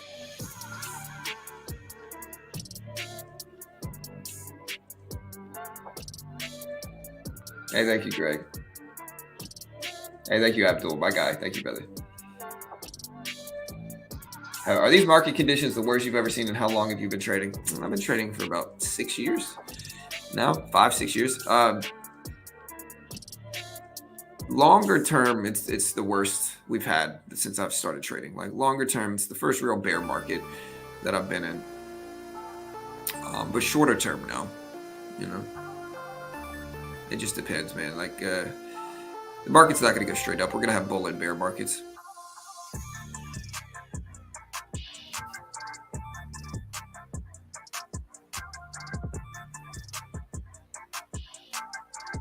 Yeah, what's up, Flavio? That's why I'm glad I found.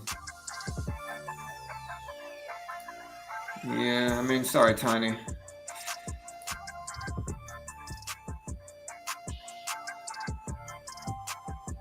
Yeah, I mean, sorry, Tiny. I can't vet them enough to really say. You know what I mean? Hope you understand. This market's popping up a little bit. Hope your trading goes well. I remember when you went margin last year. Yeah, I mean, my account's got like 40,000 in it now or something. So we're, you know, it's cool. It's kind of cool. I started trading on YouTube, and I've always been the same way. Like, I've never claimed to be an expert. I've never really sold a course or service myself. You know, we have sponsors. I mean, we make money. Don't get me wrong. I mean, we make good money running this channel. I don't want to be too self-righteous and just act like I'm saving the trading world. Like, we make money for sure here. Like, we make 6 figures. You know, we make good money. As we should, though. I mean, listen, we give people free content. Like, we give people free stuff. We don't sell any of our we don't sell courses. We make our money on the back end with sponsors and commercials. And so, I mean, and I think that's a reasonable way. Like, the radio's free, but every 30, 45 minutes, you got a commercial. It's kind of the same thing here, except I don't plug anything in the first few hours. Like, I haven't done any plug today, and we started streaming. We started streaming an hour and a half ago. But yeah.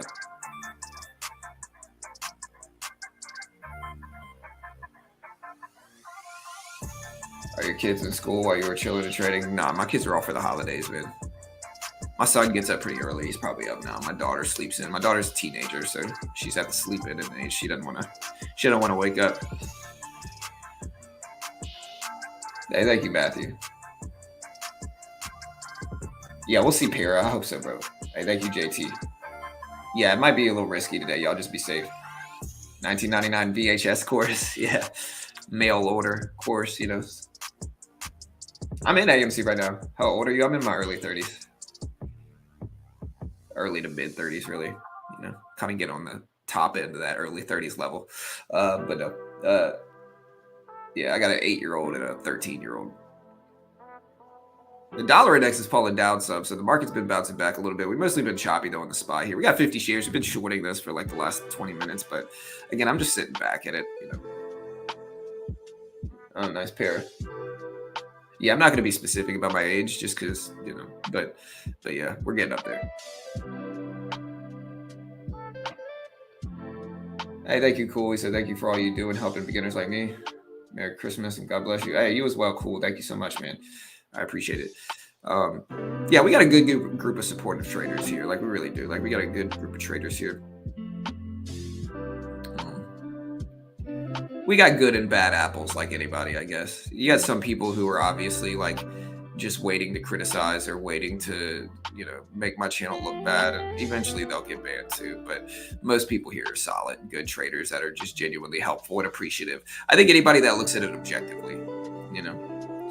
I think anybody that looks at it objectively, like you're gonna have people who are insecure about your success. Like I have people that are insecure about me doing well on this, right? And they act like I'm just scamming people or something like that. And it's like, bro, we don't sell anything. Like I don't sell a course. I don't claim to be an expert. I don't even claim to be a good trader. Like everything we put out there is free. We cover broad economic data. Like we're not just a day trading channel. Like we day trade, swing trade, invest. And really I've made way more money swing trading lately than I have day trading, you know? And so it's like people a lot of the time are just weird about success and different things, you know? Hey, thank you, Tiny. Yeah, for sure. Time is starting to fly by, bro. I hate it, man. Time just goes by so fast now, man.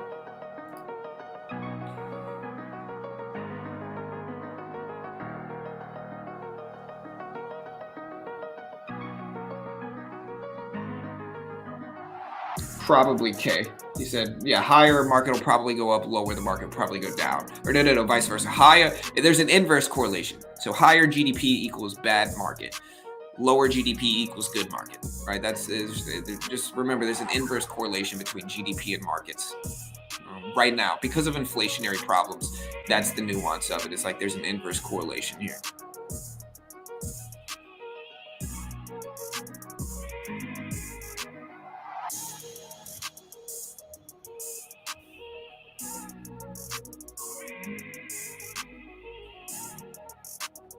Hey, thank you so much, Abdul, my guy. Thank you, brother. Shout out to you, man. To you and yours as well, brother. Thank you so much, man. Hey, thank you, Lester. Just new to the channel. Just wanted to say hi. Happy holidays. I appreciate all you do. Hey, thank you so much, man. I appreciate you guys for sure. I appreciate all you guys at home. Thank you guys for tuning in every day. It doesn't go unnoticed, and I genuinely appreciate it. And y'all subscribe if you haven't yet, guys. We're actually gonna throw it in sub only mode here, team. So we are gonna put it in subscribe only mode. So listen, we don't charge for anything, but we will put it in sub only mode. So if you want to chat with us, subscribe. Listen, we don't charge a penny for any of our content. Everything's free. We stream live every day. Here's the reality. We cover all this major economic data: jobless claims, PCE, CPI, PPI, Jerome Powell press conferences, the FOMC meeting. We stream it live. We cover it live. And we cover the data very, very fast. You can ask anybody that watches our CPI streams. We get that data out within seconds, very, very quickly. Ask anybody that watches this stream. We cover the data incredibly fast. That's why thousands of people show up during these data streams. And so regardless of how you feel about me, subscribe to the channel, guys. We do a lot of cool stuff here, and we appreciate you all. But yeah, thank you so much, Abdul. Thank you, Flavio. AMC, let's check it out. I can look at it. There's the dollar index starting to bounce back up a little bit. I think there's a positive correlation with the Dixie in the market right now, which is interesting. AMC's looking pretty slow, brother. Sorry, man. Just looks dull. I'm in AMC. I want it to go up. I hope it goes up, but it looks dull.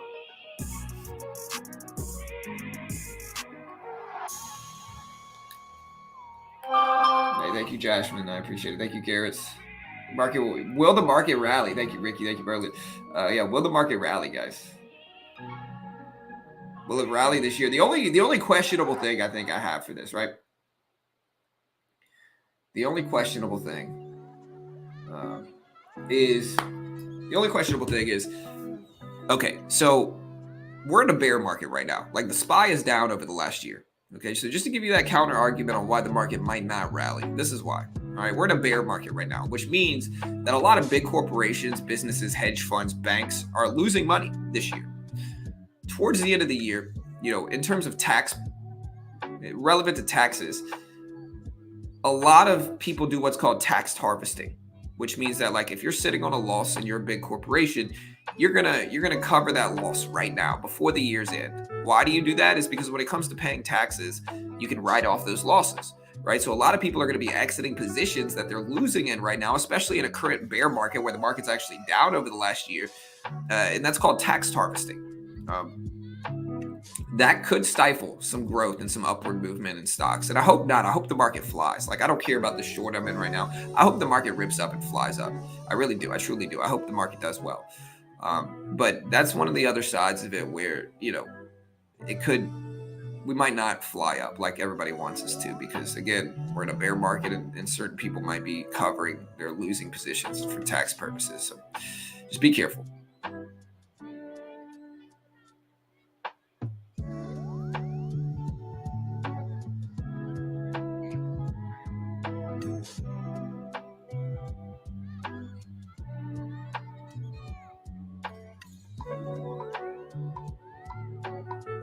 What happened to Disney? I mean, Disney, I'm holding long term. You know, and Disney, we're actually pretty neutral on today, and we're not actually down that much in Disney. But like, we're sitting on it long term. You know, Google, we're pretty much break even flat on that one right now too. So we still got some time. But yeah, Google and Disney we're holding a little bit longer term. But the reason I chose those two is because the PE ratios are relatively low for those stocks. PE ratio is the price to earnings. And so if you want to gauge how expensive or overpriced or undersold or, you know, whatever, you can use the PE ratio. Anything under 30 is going to be seen as conventionally decent. Anything over like 40 is starting to push it. You know, Amazon's got a really high PE ratio. So does Tesla, to be honest. So with that, you know, I'm a little bit more hesitant to hold those type of companies long term. But something like Disney owns ESPN, owns Star Wars, owns Marvel, huge media company, diversified. Disney Plus has been growing. You know, all those things means that like Disney will probably go up long term. You know, and of course, I always get people bringing up politics or whatever it is, right? I don't care about any of that stuff. I'm looking at safe bets long term. Same thing with Google. Obviously, Google makes tons of money, super diversified. You know, just hardware, software, you know, search engine, all that stuff. And Gmail is taken over as the biggest email company. And so, you know, I think Google will be fine long term too. And again, the distinct edge that you have in blue chips is that most of the time they're going to go up long term. And so I can hold Disney for 2-3 years if I need to. But if it goes in my favor short term, I'll cut it then too. I'll take money. I'll take my profit then too. It doesn't matter. I'm not rigid with how I take those positions. And if it doesn't go in my favor and it drops, I'll just sit on it. You know, most of the time it's going to come back within 6 months. And, you know, I got about 150K in BP or in my TOS account. So I've got lots of buying power I can use and just kind of sit on and do whatever I really want with it. So dollar index is coming down here. That might cause the market to go up some.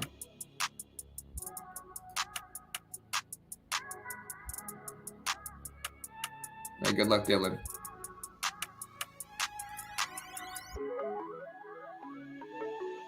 Hey, what's up, Chris? Hey, good morning. No, I'm nowhere near that, Larry.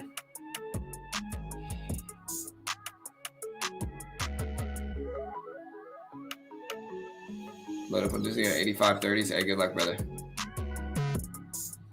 Apple's PE is pretty cheap too. Yeah, for sure. All right, so we got a little bounce in the SPY here. We'll see if it comes back down or what happens now.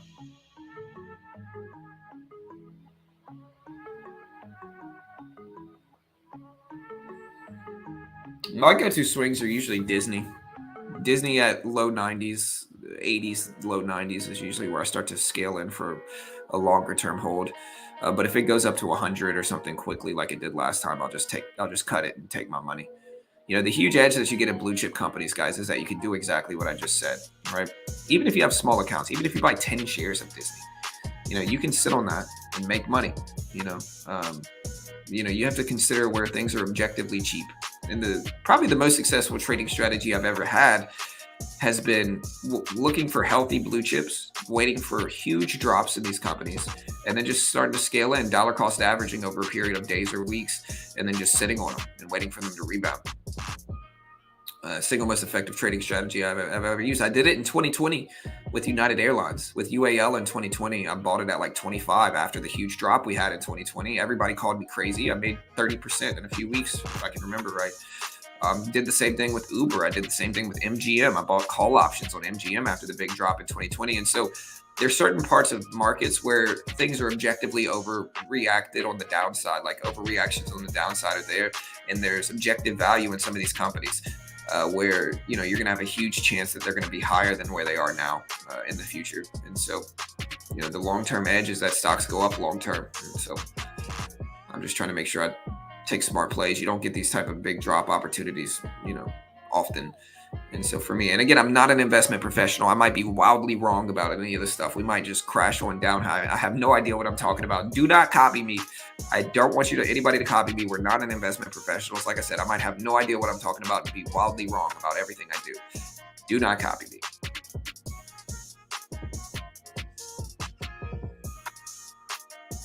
All right, guys, 20 minutes. Do you have a percentage where you cut losses? It depends on my average, but yeah, I'll cut it if it drops too much. Most of the time, like my account's big enough to where I can scale in and fix my average if I need to. As long as I don't take too large of size at the initial entry of these positions, then usually I can add a little bit more and fix my average. You know, like right now, my average for Disney. I mean, I'm losing a little bit in it, but like my average for Disney is like 89s, like 89 something, and then my average for Google is 91s. And so like we're not super far away from those levels. Like we're pretty close, and so we've got a great chance of making money in those trades. Oh man, rest in peace to Ronnie. 2.9% is what the expected GDP growth is. Again, there's an inverse correlation between GDP and markets, right? So higher GDP is worse, lower GDP is better, and it's going to cause those type of reactions in markets. Higher GDP reaction will cause a positive response in markets. Lower GDP will cause a good response in markets. Higher GDP will cause a negative response. Yeah, good luck at Tesla. I'm in Tesla as well. I forgot to. I've been in Tesla for the last day. I bought it yesterday, but it's very small size from Tesla right now. You know, and we're actually green in this trade regardless of this. If you guys remember, like we bought this one with like 50 shares or something, and we rode it all the way up to these levels yesterday, and then we ended up cutting a lot of it, and so now we're just sitting on the last little piece. So we're sitting on like 20% of the original position. So I think we're green on the trade as a whole, but it's neutral too.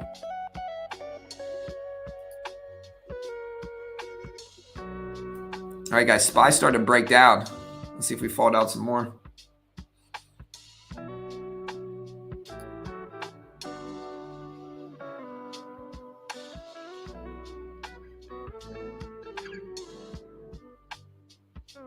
Tesla coming down a little bit.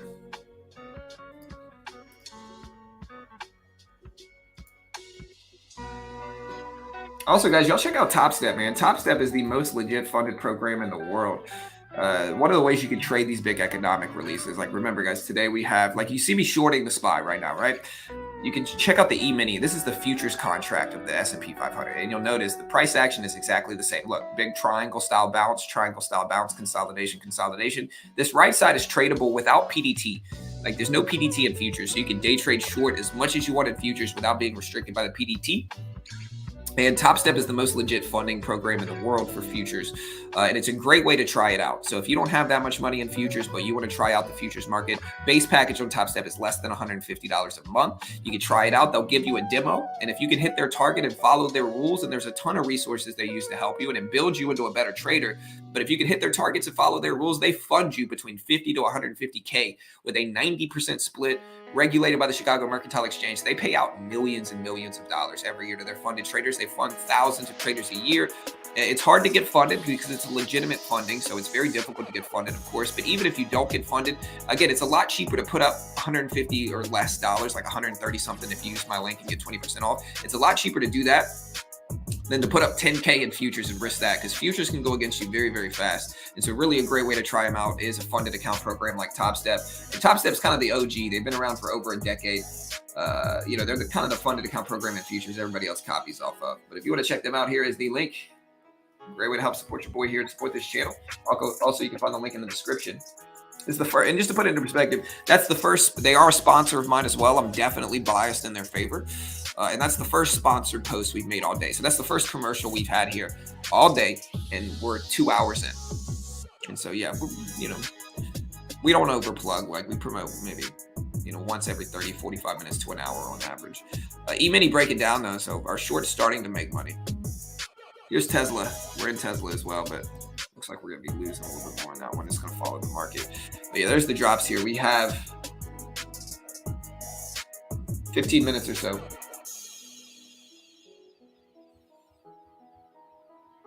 Tesla breaking down, going to be driving the market down with us. What's the best pair to trade ahead of the news? I'm not much of a Forex trader, brother, so I'm not really sure. I don't want to tell you the wrong answer, man. I'm just going to tell you I don't know. No idea. Chat, what's the best Forex pair to trade? Chat probably knows more than me in this topic.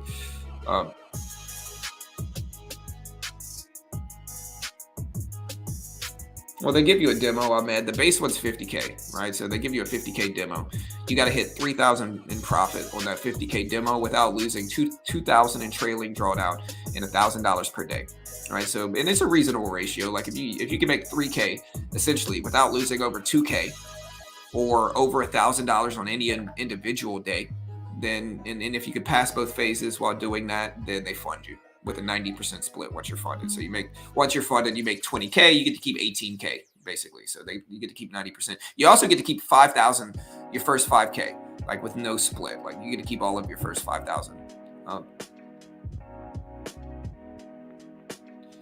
right, guys. So yeah, market's breaking down. Our shorts, we're patient with it. I really would like to cut this ahead of the GDP data because I don't want to get stuck in anything, regardless of where it goes afterwards.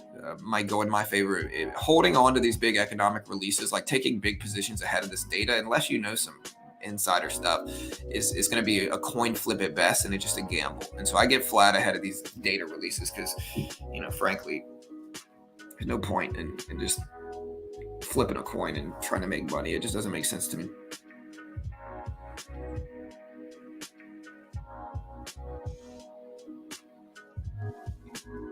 It depends on if you have margin or not. If you look at the E-mini is what? About 4K. So, yeah, so you want to make 3 contracts of that, you would do what? 9K? Depends on if you have margin, though. But yeah, 9K.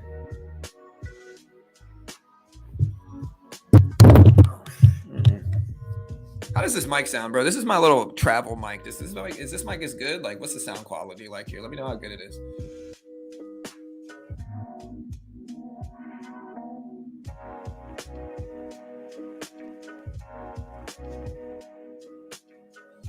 What's up, bro?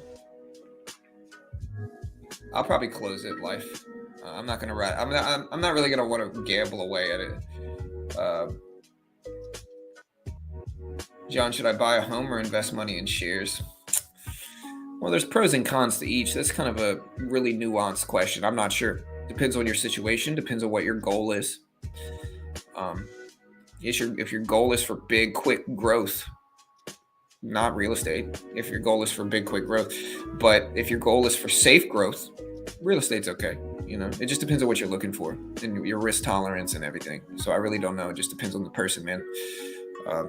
Real estate's safer, but less aggressive growth. You can also leverage your home once it's yours, and there's a lot of benefits to owning real estate, but you also have to pay taxes on it every year. Stocks, you don't have to pay taxes until you cut the position, until it's actually realized gains, but the risk is certainly higher than real estate. But the potential gains are higher as well. So, there's pros and cons. Chat, what do you guys think? Stocks or real estate right now? Good question. All right, so yeah, market's breaking down. Again, we're kind of break even on the trade. We're up a little bit, but kind of neutral. I will cut this before GDP. I'm not going to hold this through GDP. Very nice. Yeah, if it was me, I'd probably buy the house.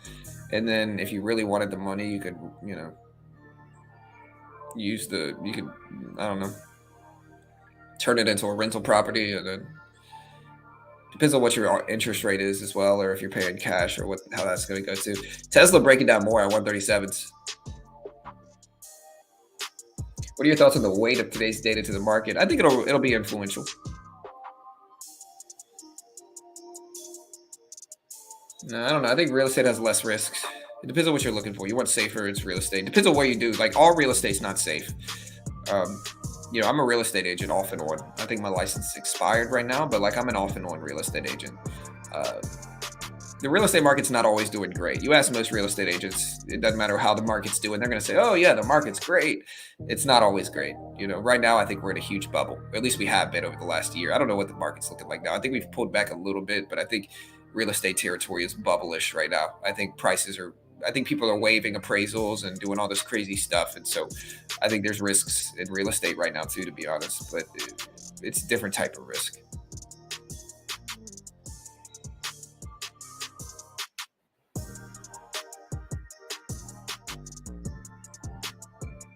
Yeah, I got my real estate license really fast when I got it. Like in Texas, it's pretty easy. A lot of people don't pass the real estate exam, but I took it. I remember I got it in my head I wanted to be a real estate agent, and like I'm a pretty solid test taker. Like I was one of my skills has always been like taking exams and tests. Uh, but I got it in my head I wanted to be a real estate agent. I paid $1,000 for the course online. And so I paid $1,000, and within a week and a half, I had taken my real estate exam and passed the testing and got my real estate license. Within like a week and a half of deciding to do it,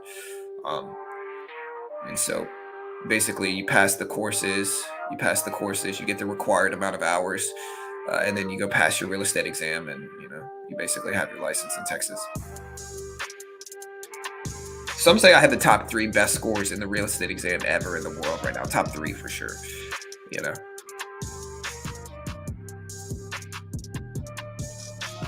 Yeah, I'm already a real estate. I mean, like I said, I'm an off and on real estate agent. I've had my license off and on for the last 8 years, 7, 8 years. I don't really use it that much. I don't need to.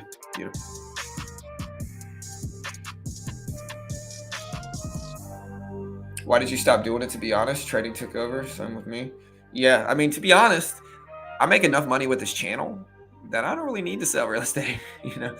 But I'm also like a software developer. I've got a lot of different skills. I have like I program, so like I'm React Native mobile development with JavaScript and a little bit of Python too for AI and stuff. But yeah, like I do a bunch of different things, man.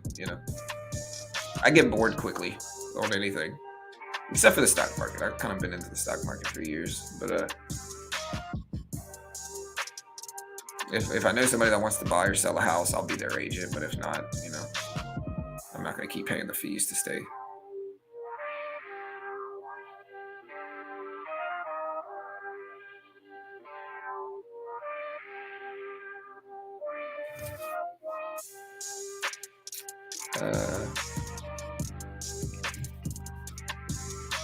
We got my guy Omar, the hater over there. Bro, listen, it must feel really bad to be that bitter, Omar. Cheers to you, man. Stay bitter, bro.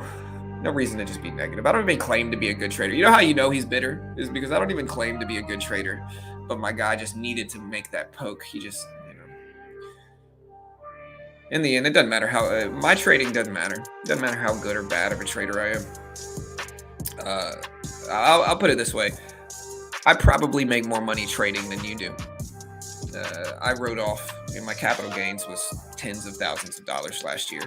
And so, in the end, I don't claim to be an expert. I don't act like an expert, but to act like I'm, is not accurate either. Cheers to you, Omar. It'll work. You'll learn one day that like hating on other people is not going to make you feel better about yourself, bro. We are getting this breakdown. And again, I got to cut it within 7 minutes. 7 minutes, I got to cut the GDP trade. I don't want to hold this through GDP, but we're kind of ranging.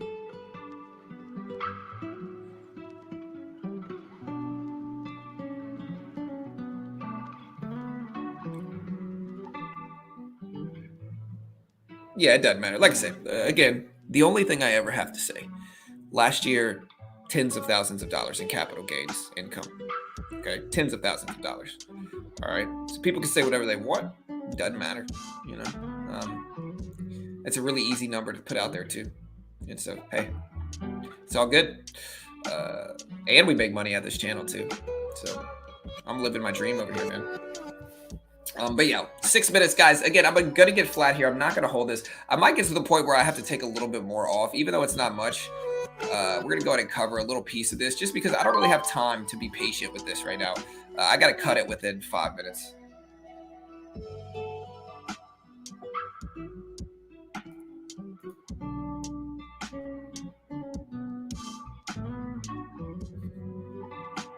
Yeah, I'm still holding Tesla. I'll probably sit on Tesla though.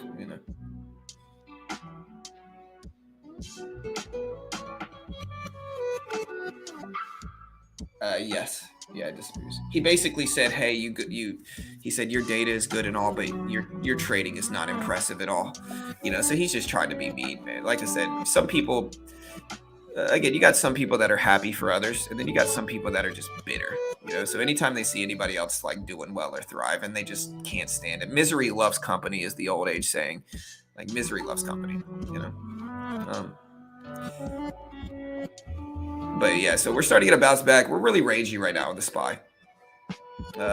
We got 5.5 minutes until the data drops. And again, I'm probably going to have to cut this. I'm going to stay in Tesla. I'm not going to cut that one. It's not a big enough position for me to really be worried about it like that. And it's going to be a longer term trade just based off of Tesla's extension. I think Tesla's a little extended on the downside.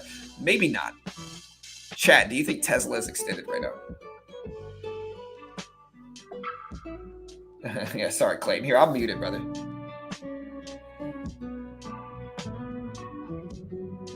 Maybe Raphael. I don't know if it's shorting. I think a lot of people are tax harvesting for the end of the year for 2022. I think a lot of people are taking losses. They're cutting their losses now so they can write them off for the tax year. I think it's what's happening. So I think a lot of people are tax harvesting, not necessarily shorting, but more so just tax harvesting their losses because we're in a bear market and they're down over the last year. I think that's what's going on.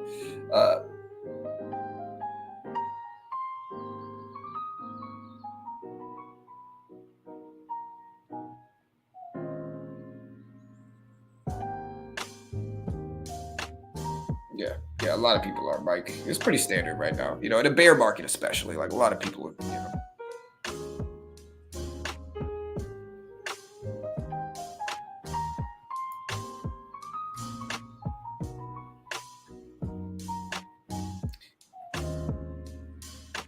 No, tax harvesting, Snow, is when you're writing off your losses.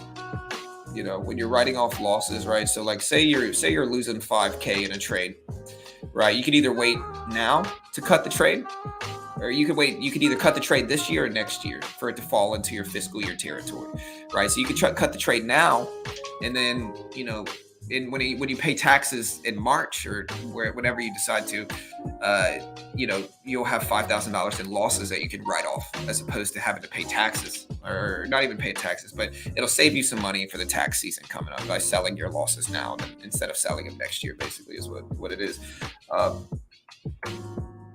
GDP, the technical definition of GDP is the monetary value of final goods and services. That is, those that are bought by the final user produced in the country in any given period of time. It's basically all the output generated in the U.S., like all the output of business generated in the U.S. is what it is. So it's a big metric. It's an important metric for sure. It's going to show you how bad spending is, what spending's like, what prices are like, what inflation is like right now. It'll give you a little look into that is really what the relevancy of it is.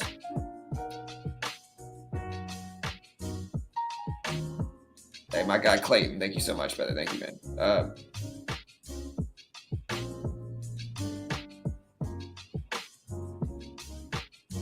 Are you a day-to-day trader for unlimited losses? What? Hey, thank you so much, Jay. Hey, have a good holiday as well, brother. Thank you so much, man. All right, guys, we got 2.5 minutes here. 2.5 minutes. Again, I'm going to cut this. It doesn't look like we're getting any better here. So we're going to take the small little win and just get flat and get ready for the data to release. Yeah, guys, we got about 900 people here. Listen, y'all take the subscribe. I would never pressure you to subscribe, but if you don't sub, I'll hate you forever. Do it now. Subscribe to the channel, team. I appreciate the love, team. I really do. Genuinely appreciate the love and support.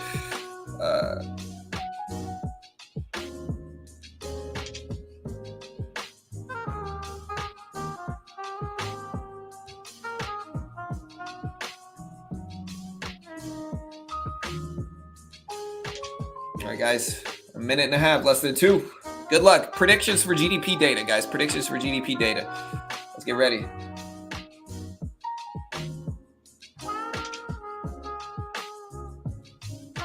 Two minutes.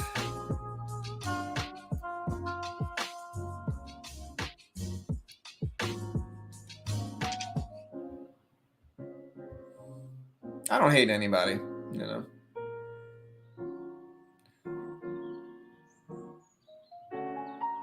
Daniel Negreanu said it best, though.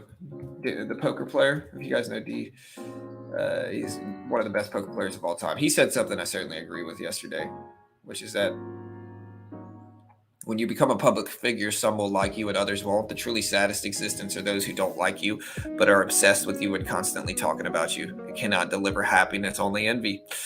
100%. I'm not really a public figure like that, but I can certainly relate to that comment. Anyways, less than a minute. SPY at 385.22s. 385.22s. We got a little bit under 1,000 people here, guys. We appreciate the love and support. Thank you guys so much. Let me know your predictions. 2.6%. Expectations, guys. Expectations are for 2.9% is what's expected here. So 2.9% is what they're expecting. Anything over that will be worse. Anything under that will be better. Market pulling back. Maybe I should have held my short. We got 30 seconds, guys. 30 seconds. 30 seconds, team. I'm going to go ahead and cut this, and I'll just give you guys the timer naturally here.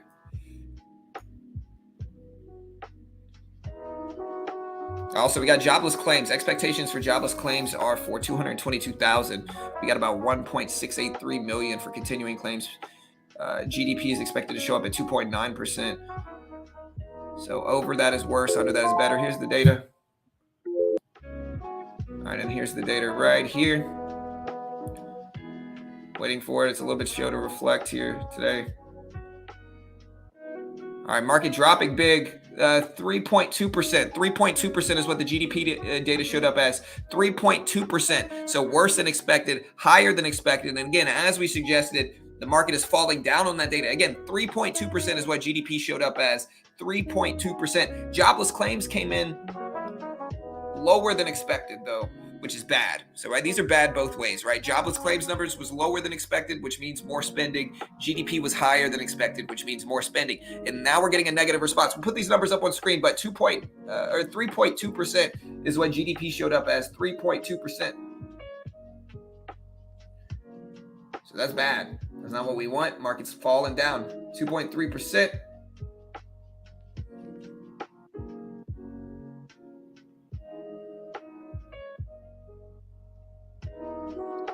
.2%. Jobless claims came in at 216.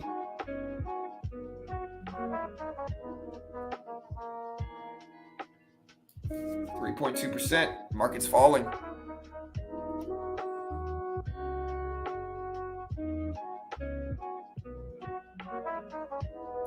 Yeah, hold on, guys. I gotta put the data up on screen here. Go with me.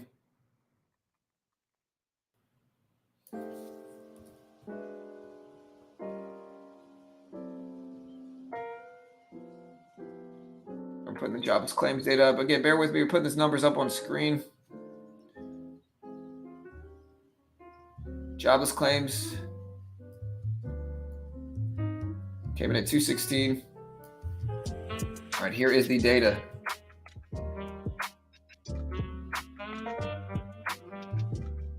Here is the data on screen now. Again, 2.3%. The market's falling down to 284s. Q falling down. Tesla falling down. Hey, thank you so much, on Island.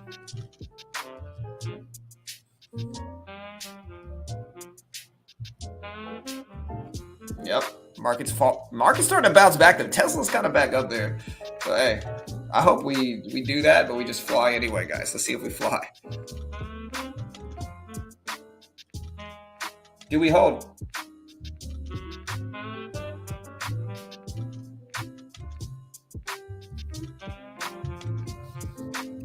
Chart Prime is an indicator service, Curtis. So I use both. I use Chart Prime and Top Step.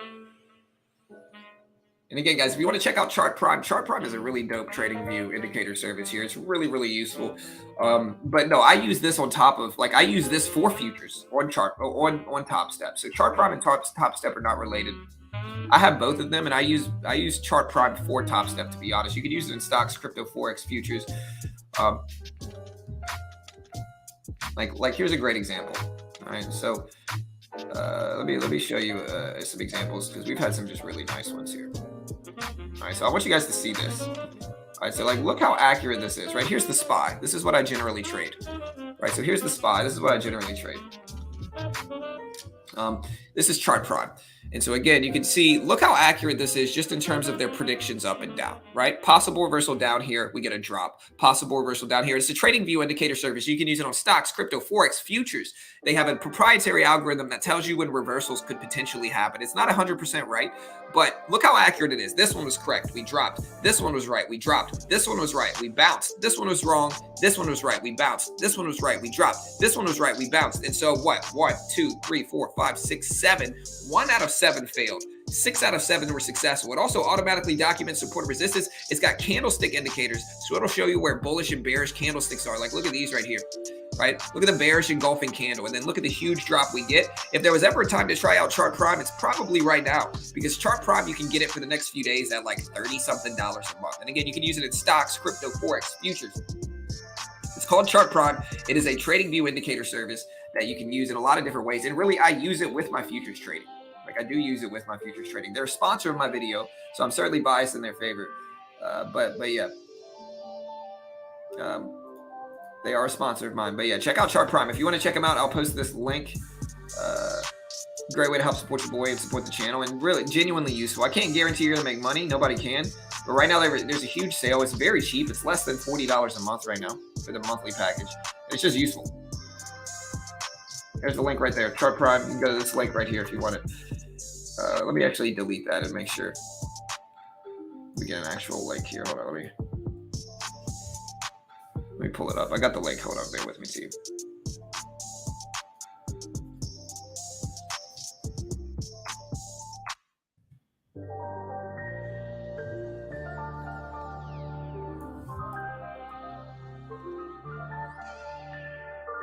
You can use it on 1 minute, you can use it on 5 minute, you can use it on 15 minute, an hour, daily chart, whatever you want to use, you can use it on.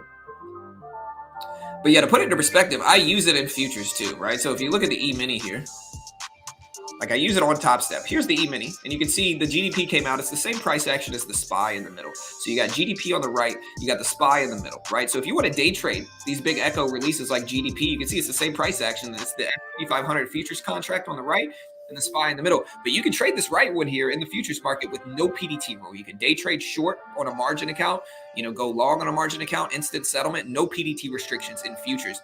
And Top Step is the most legit funded program in the world for futures. And so if you ever wanted to try out futures, putting up the money yourself, you need like 5 or 10K for most contracts.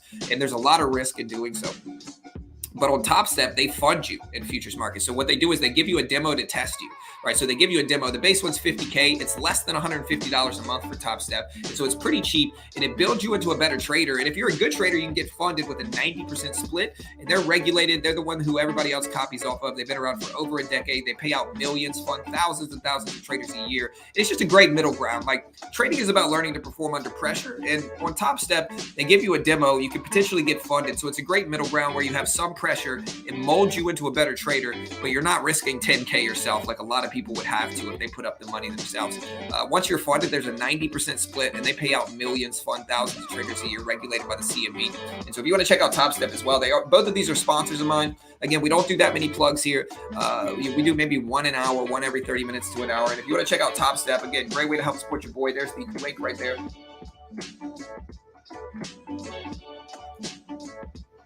And again, I'll pin this to the top of the page if anybody wants to check out Top Step. All right, so let's see what people said. Will GDP come in higher or lower than expected? 40% said lower, 40% say higher. Let's see if, let's do another poll right now. Out of about 1,000 votes, let's do another poll here. The poll we're going to do today is, will the market bounce back this week? Yes or no? Will the market bounce back this week? Yes or no? Vote on that poll. Let's see our Twitter poll. So 56% of people said we go down. 34% of people thought we'd go up. 10% thought we're neutral.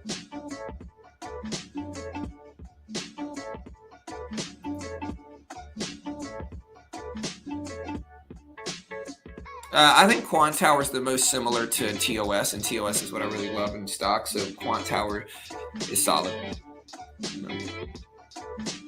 But on Top Step, they give you the option of like 15 or 20 different platforms, if I can remember right? So you can use whatever platform you want on Top Step. For the most part, you can use MetaTrader, you can use TradeInvade, you can use Quant Tower, you can use all these different platforms there. So, you know, whatever platform you like, you can use it.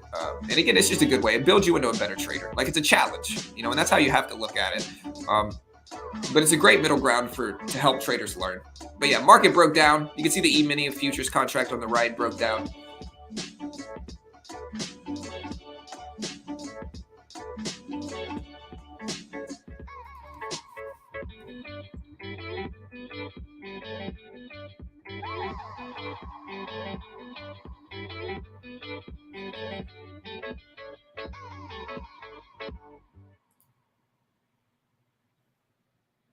Feels like Survivor. I'm never on the right side of the boat. Yeah, it's all good. All right, so right now we said, hey, will this market bounce back? Will the market bounce back this week? 51% of people say no. We're completely 50-50 split. So we're 50-50 right now on the poll. So vote on the poll. We got 120 votes. So we're completely split down the middle with this right now. Where's the vote going to go? We got 50% saying yes, 50% saying no.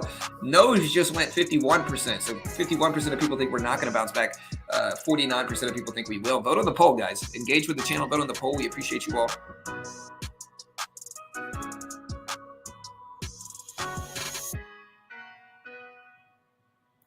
So it's a trading view indicator service, just in other words. But trading view is a very vast, big platform that you can use on stocks, crypto, forex, futures, the dollar index. Like, you can look at almost any tradable security or any tradable vehicle on trading view.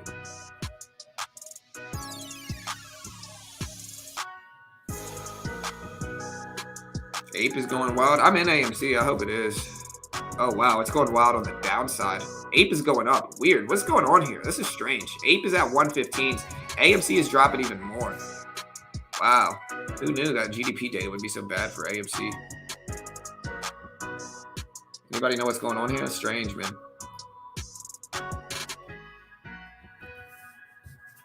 Oh, dude. I gotta get my stretches in. I've been sitting here. There we go. Market started to bounce back. We're at 384.50s. Why is the S&P 500 climbing with bad numbers? It's not climbing. We're down big. S&P 500 is closed right now. You can see the E-mini here on the left, on the right. It's not climbing. It's down too. Like, this is down as well. Now, what's the APE catalyst? Let's look it up.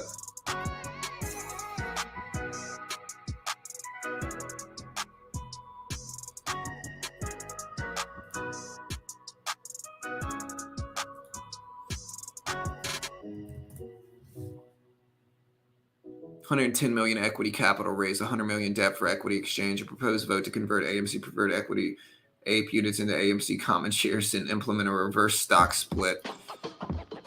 Wait, so they're going to basically take back it? So they just did this as a preferred special dividend. So they're basically saying, hey, why don't we combine APE to AMC now? Why? I mean, I understand it's less dilution, but like, still, it's kind of weird, man.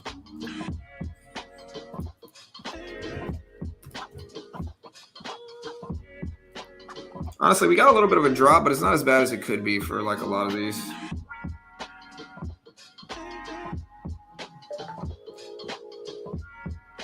Hey, thank you, Al. Yeah, but like I said, guys, we covered the data very fast. We covered this data as soon as it came out.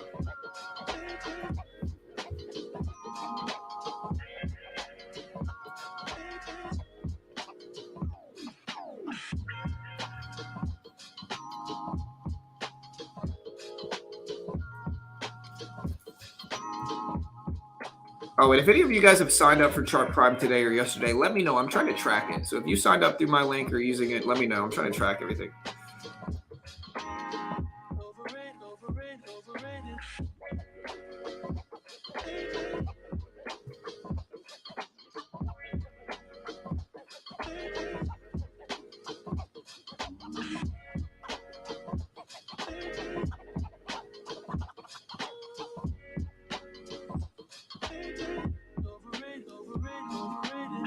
Yeah, 110 million capital raise. Yeah.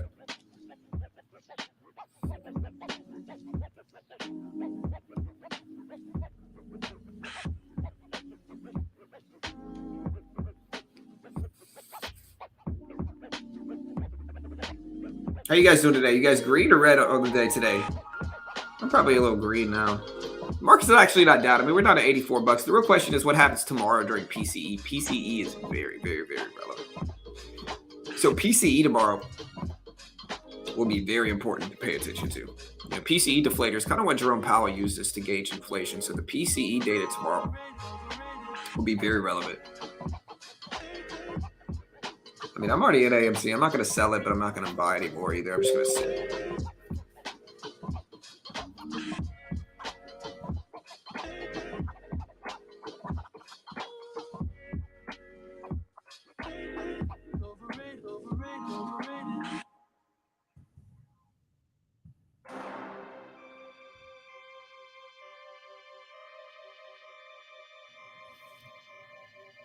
Yeah, so where's Tesla at now? We're in Tesla still. We're probably losing pretty decently on this one now. Yeah, we're only losing about, we're probably pretty flat on this one. We made so much money on Tesla in pre-market yesterday that like even being down 35 bucks on the trade as a whole is probably not that much. I'm probably going to sell this though. I don't like holding this now. Not do this.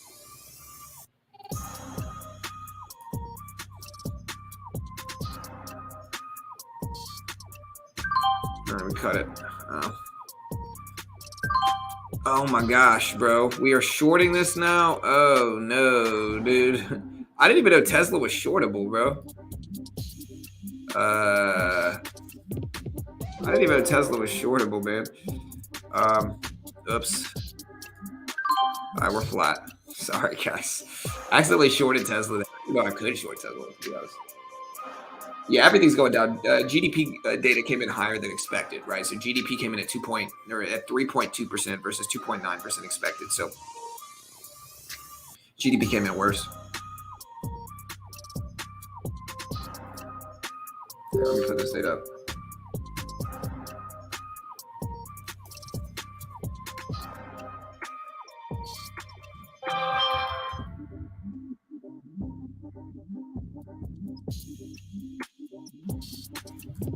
Here, my data is actually a little wrong here. My bad. I'm 3.2% versus 2.9% expected.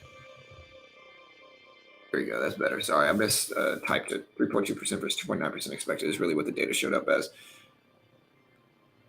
Yeah, it was an accident. I didn't mean to short Tesla.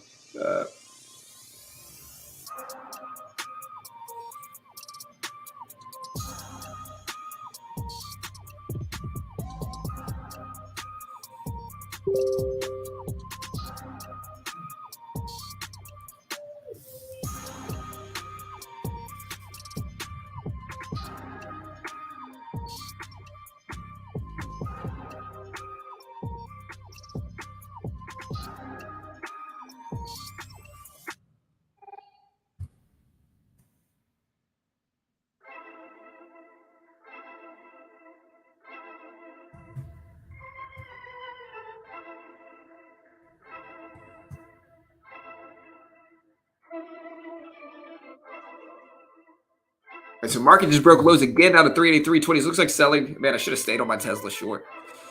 You know. Yeah, I didn't say the Dixie is tradable. I said you can even watch the Dixie and use chart prime with it.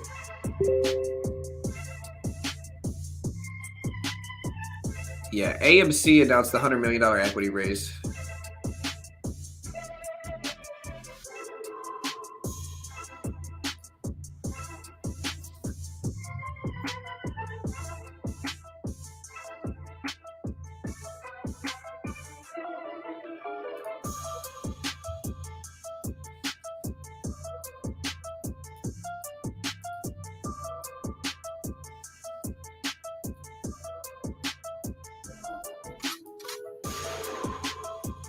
So market is flying down here, guys. Weak market for sure.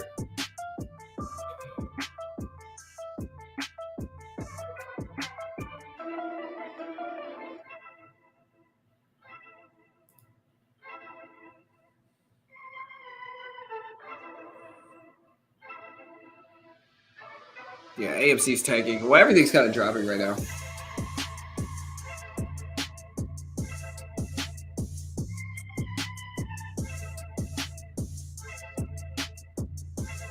What's up, Gio?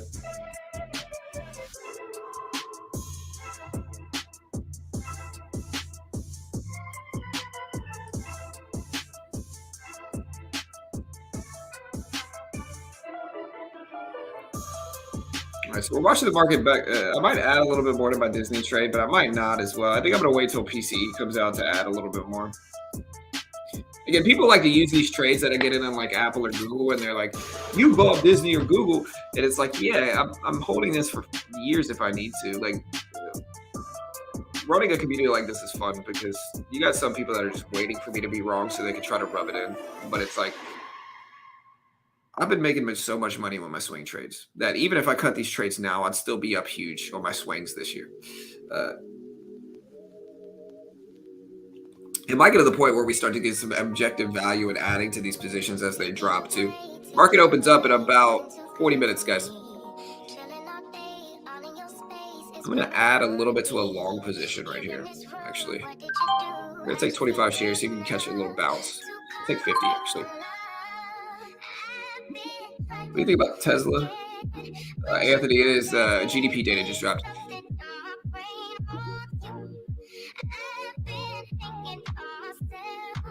I gotta chase this song. It better not distract me from this trade, though.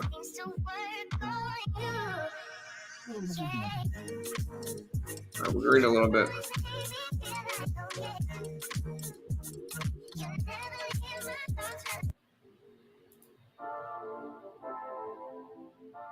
All right, we're in 50 shares of the SPY.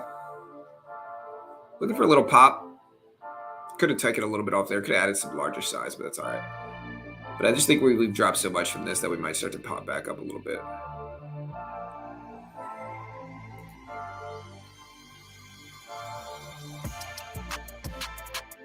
What do you think about Tesla?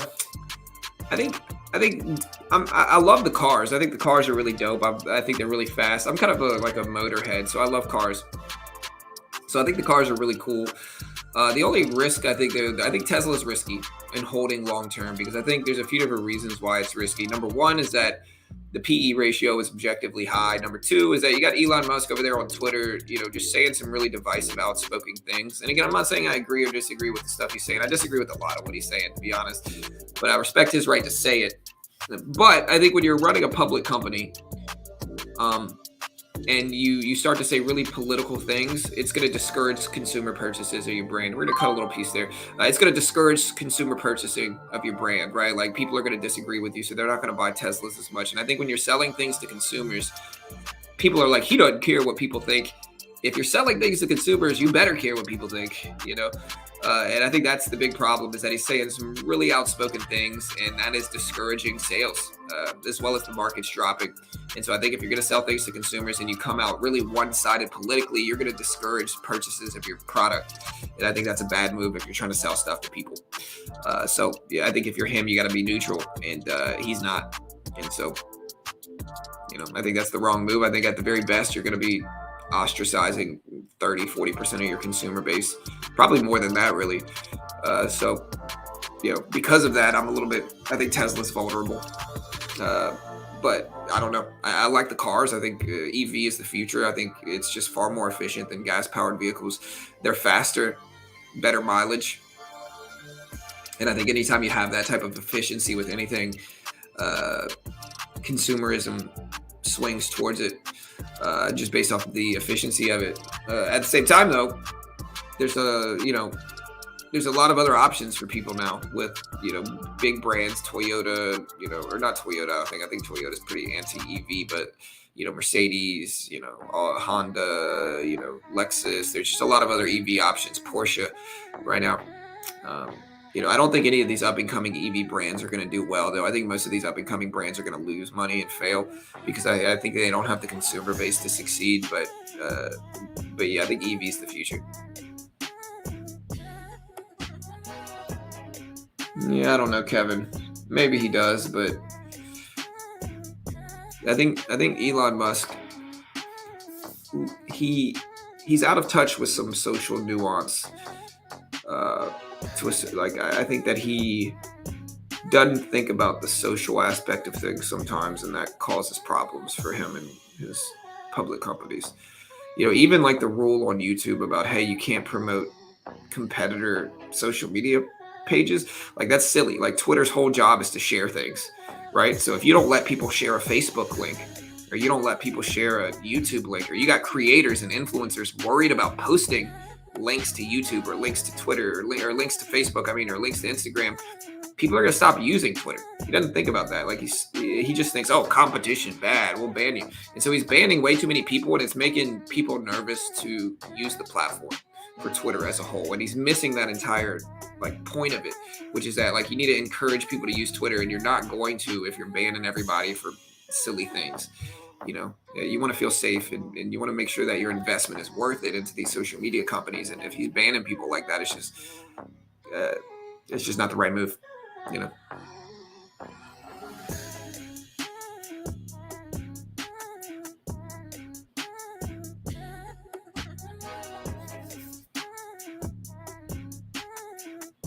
Yeah, here you go, JT.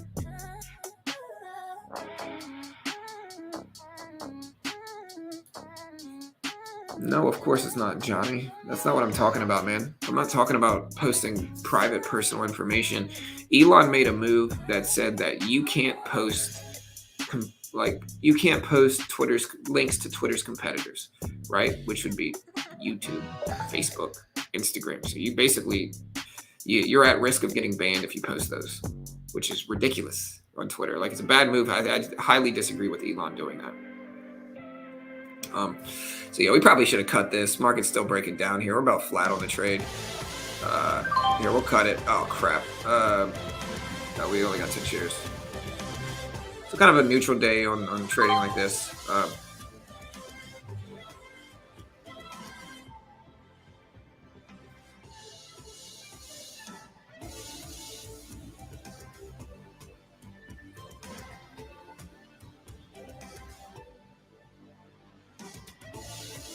Yeah, what's up, Barry? Good morning, man.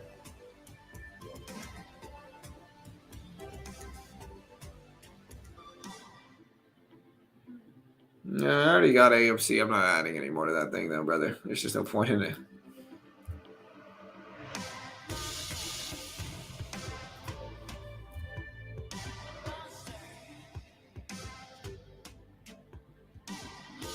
So we're breaking lows again. I could add a little bit more. I wouldn't mind, but speaking of that, y'all give me a follow on Twitter, guys. Hey, give me a follow on Twitter. Here's my Twitter handle. It's @BeginnerTrades. For the top 3 Twitter profiles in the world right now, definitely top 3. Again, completely free. Help support the channel. Like I said, what we do here is everything we put out there is free. We don't charge for any content. We don't sell a course or we don't sell any courses or have any paywalls behind content. I don't even claim to be a good trader or claim to be an expert. And so if you want to help support movements like that in the trading world where we're just a free resource and community of traders getting together and helping each other, then subscribe, guys. Hit the notification bell. We stream live every weekday morning. My Thinkorswim account's got about 150, it's got about 40,000 in buying power. So about 150K in BP. Or it's got about 40,000 in equity, I'm sorry, about 150K in BP. We also trade futures at the opening bell through Top Step and stuff like that. So we trade a little bit of everything here. We invest, we swing trade too. In fact, our better trades are probably our swing trades lately. But if you want to support your boy here, again, subscribe. We appreciate it.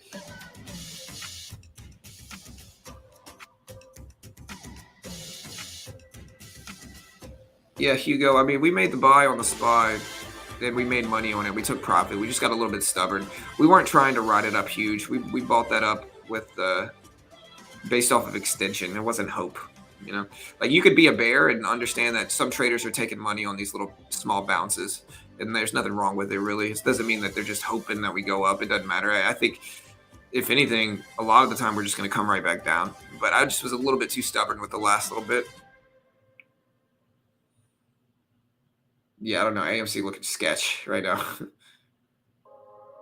We trade options sometimes. Yeah, we do a little bit of everything. Taylor Swift is number 4. Yeah, maybe.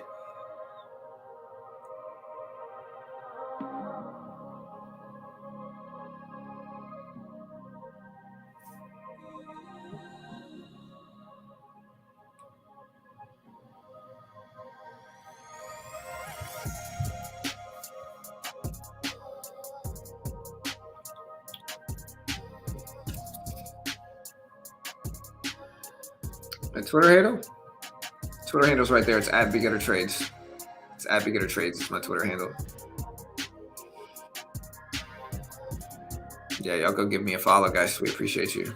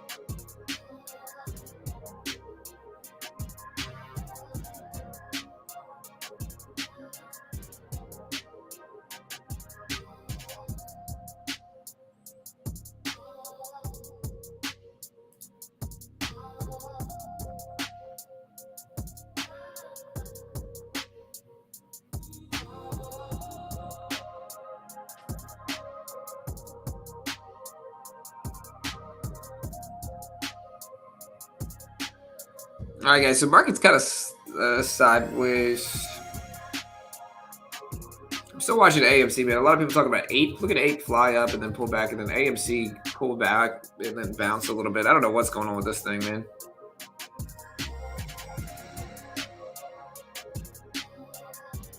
Yeah, what's up, Ed? Did we hit 95K yet? We should be pretty close today, right?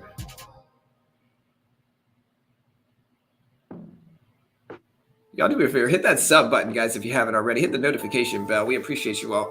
Let's keep the growth up. I know we're a little bit slow because we're only a few days before the holidays. Tomorrow we got the PCE deflator. So, hey, hit that sub. Hit the notification bell. We appreciate you all.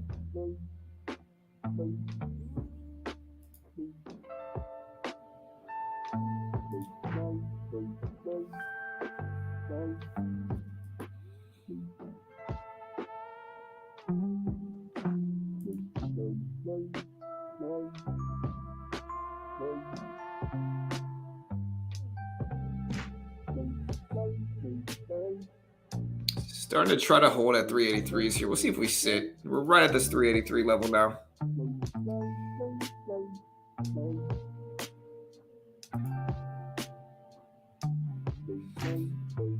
Yeah, we're at AMC. I mean, we're in such a small AMC trade. It doesn't mean much. So, like it's a little bitty trade.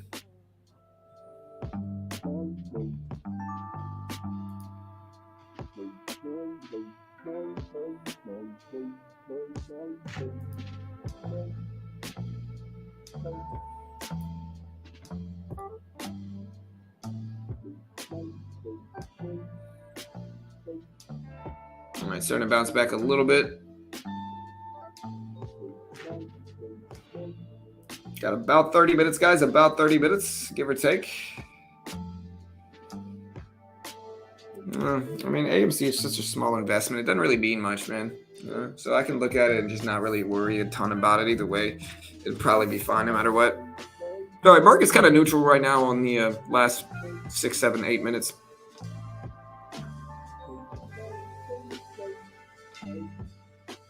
Hey, thank you, trader.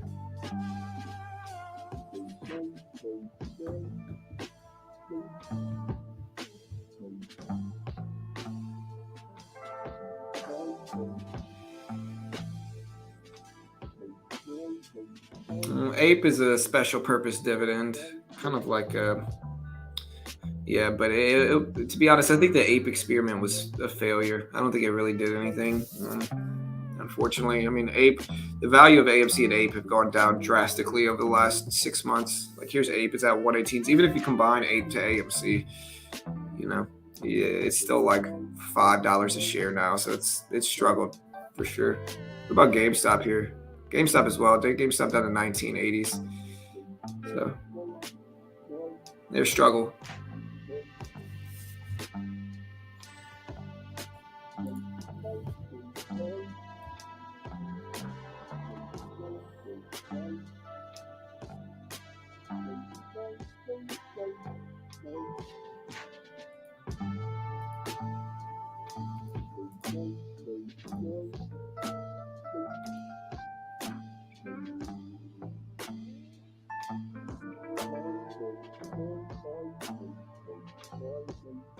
All right, guys, so we're just kind of sitting back. Market has consolidated over the last 10 minutes or so. I'm just waiting here. Hopefully we get some good trades to get involved with at the opening bell. Yeah, I mean, the whole market's down, for sure.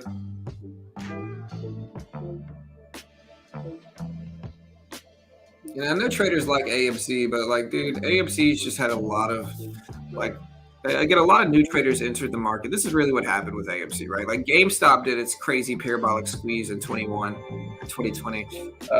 And so people saw that, and there was a lot of, like, I call them meme channels that sprouted up over that period of time in 2021 or 2020 or whatever it was. I think it was at 21. So a lot of like meme channels sprouted up at that point. And what ultimately happened was that like GameStop did this crazy parabolic squeeze. It was overly short, 120% short float, 40 million in the float. So a small float GameStop stock with 120% short float, and it went parabolic. It went up to like $500 or $600 a share. A lot of new traders entered the market at that point in time, and a lot of AMC GameStop channels sprouted up from that, you know. But the problem is, like, a lot of them were new. A lot of the people creating the channels, like these AMC YouTubers and these GameStop YouTubers, a lot of the people creating these kind of APE channels, they didn't have a lot of market experience. They just didn't. They didn't have a lot of market experience. And so when they saw GameStop, they thought that like squeezes like that were like a normal, regular thing. They thought that it was about to happen a lot. The problem is that hedge funds are not stupid. They're not going to do the same thing again right afterwards. Right. And so you had a lot of these AMC, a lot of these GameStop channels promising people the world, oh, AMC, GameStop's going to hit 1,000. You know, AMC's going to hit 1,000. AMC's going to hit 100K. I'm holding forever, you know, and all this stuff. Right. But they gave traders unrealistic expectations. Like AMC, 500 million in the float, 20% short float, vastly different than GameStop. And again, the hedge funds aren't going to do it again. They're not going to say, hey, we lost billions overly shorting these meme companies. Let's do it again, guys. Let's do it again with AMC, right? And so what the AMC GameStop YouTubers had to do is they had to find another way to make it crazy. So they go to this synthetic share, naked short conspiracy where, you know, it's not really provable, but it's just a reason to grow. Like these AMC GameStop YouTubers are growing. They're gaining followers from this, right? So they're growing and growing. And of course, like you ask one of the AMC traders, they're going to defend the same people that basically lied to them. They're going to defend the AMC GameStop traders because, you know, they've spent so much time watching them because even though they basically lied. And so it's like you got this nuance of the market where you got a lot of new, fresh traders. You got a lot of new traders starting channels about AMC and GameStop and just telling people that AMC was going to go crazy parabolic and go, you know, crazy, you know, and that it's got all these like weird twists of like naked shares and synthetic shares and naked shorts. And you got all these people that don't really understand short squeezes like that. And it's kind of like anybody with, like, I bet people at the time, that AMC, if AMC broke 100, I would get an AMC tattoo, right? That was the bet I made at the time with the channel. You know, and even if it would have happened, it would have been good publicity for the channel anyway. But sure enough, I was so confident that AMC wouldn't because AMC did not have the format to create a parabolic squeeze like that, right? But again, a lot of these new YouTubers, a lot of these new AMC GameStop YouTubers who are building channels around the AMC following, they didn't really understand the market like that. And so they're telling everybody, we're going to get a parabolic squeeze. It's not over. We're going to get a parabolic squeeze. And then it just kind of kept dropping, right? It just kind of kept dropping and kind of kept dropping and kept dropping, right? And anytime you want to say, hey, well, like maybe it's just not a short squeeze, like maybe the hedge funds are done aggressively shorting these meme companies, like they don't want to lose billions of dollars. And then, oh no, you know, it's kind of like Scooby-Doo. It would have worked if it wasn't for these hedge funds, and they say FUD is out there, and they're doing all this stuff. Again, desperate to confirm their own beliefs. Like confirmation bias is an incredibly powerful thing, you know? And so it's like you got a lot of people that lost their life savings in AMC and GameStop, right? And they're still supporting the same AMC GameStop YouTubers who essentially lied to them because they didn't really know what they were talking about that much either. And a lot of people are still just holding on desperate for AMC and GameStop to make a crazy squeeze. Like, and the likelihood of it is so far-fetched, it's so out there that, like, again, they're just so desperate to believe that they didn't waste their time and energy on it. But unfortunately, that's the truth. You know, is that AMC was never a crazy shorted stock like GameStop was. The GameStop short flow got pretty out there. Like hedge funds eventually, like they lost billions and then they stopped. You know, they're not going to do it again. And a lot of traders just lost their life savings basically following these relatively new traders that are forming these channels around AMC and GameStop, following them into the pit. You know, it's kind of still, it's unfortunate, but it was an interesting time in the market.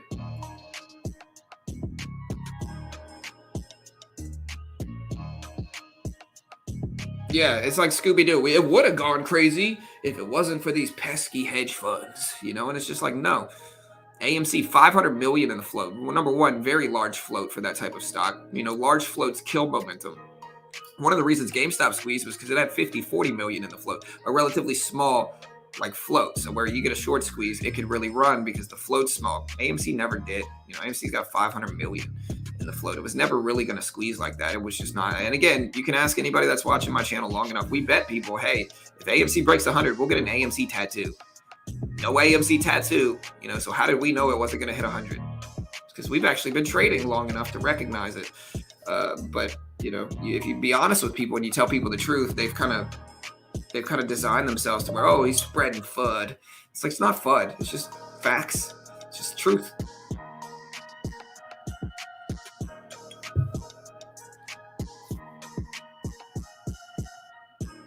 Yeah, it might be worth more than this. I mean, I'm in AMC. The reason I'm holding AMC is because I think the following of AMC traders is so huge right now that like it could get some upward momentum relative to where it is now, right? But it's not going to be a short squeeze. The short float's not large enough, you know? So like it's not going to be a short squeeze. It's just going to be, you know, it's just going to be a momentum move from a huge following of traders.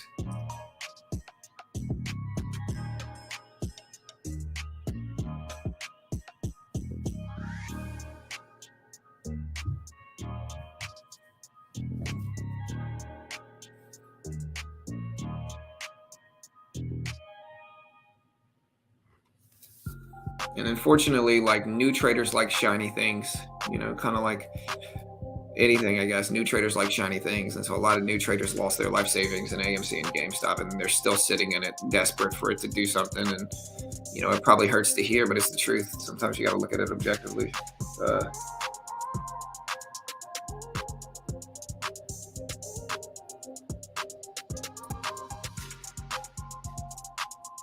Epidemic sounds is what I use for my background music.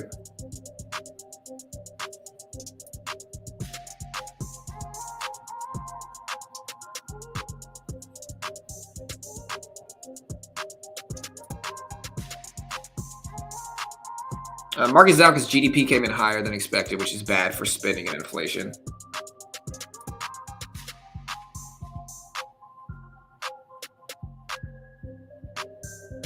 You know, you look at most of the AMC YouTubers, what are they doing now? They pivot, oh, we're not talking about AMC anymore. We're going to talk about this now. It's like, yeah, I bet.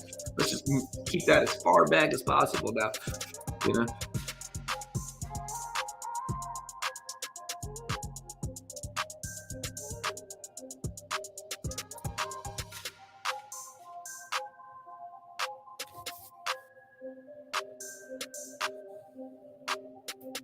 Hey, nice, Ali. Well, GDP came out higher than expected, Ali. So yeah, it just means worse than inflation.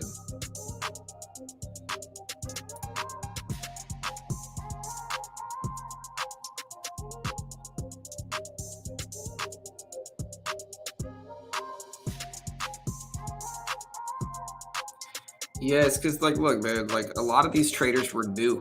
A lot of these traders were new. Like, when the AMC GameStop thing had happened, I had been trading for, like, years and years at that point in time. And so I kind of understood, like, hey, look, you know, GameStop was like an outlier. You know, hedge funds, again, people hate on hedge funds, and I get it. But they truly are some of the smarter people in the world. Like, they go to Ivy League and get headhunted straight out of college at the big hedge funds, right? So these are not dumb people. These are highly analytical people. They're going to recognize, hey, look, we didn't see the risk of overly shorting companies like GameStop. Like, we didn't spot that risk in time, right? But they're not dumb. Like, they're not going to do the exact, they're not going to aggressively overly short a really sketchy meme company that can get manipulated. Like, they're not going to do it again anytime soon.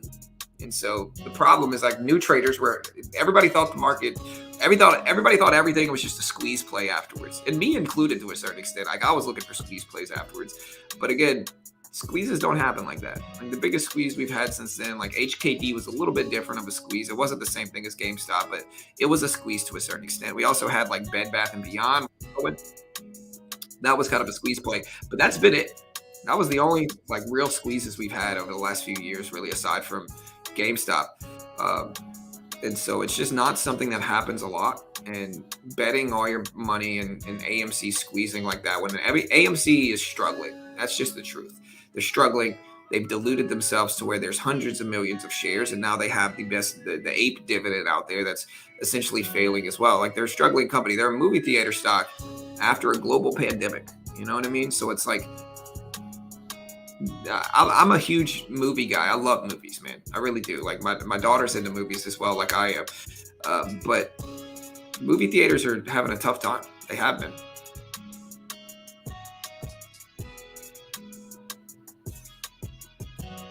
Yeah.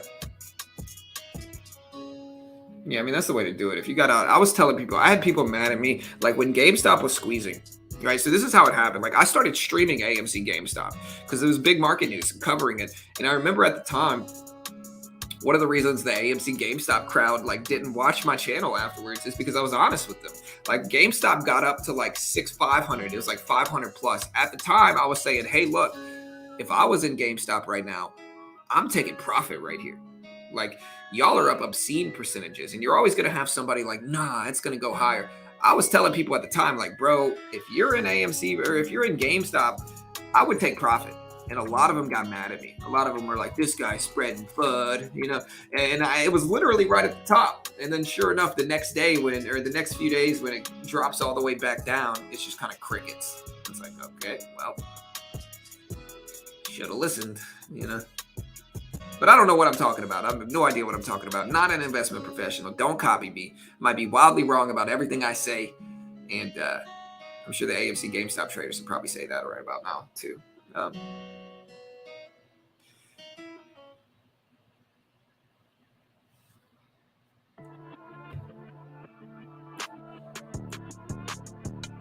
Yeah, one of the things I learned a long, long time ago is you never base your channel around one individual stock. You know, it's just never going to work.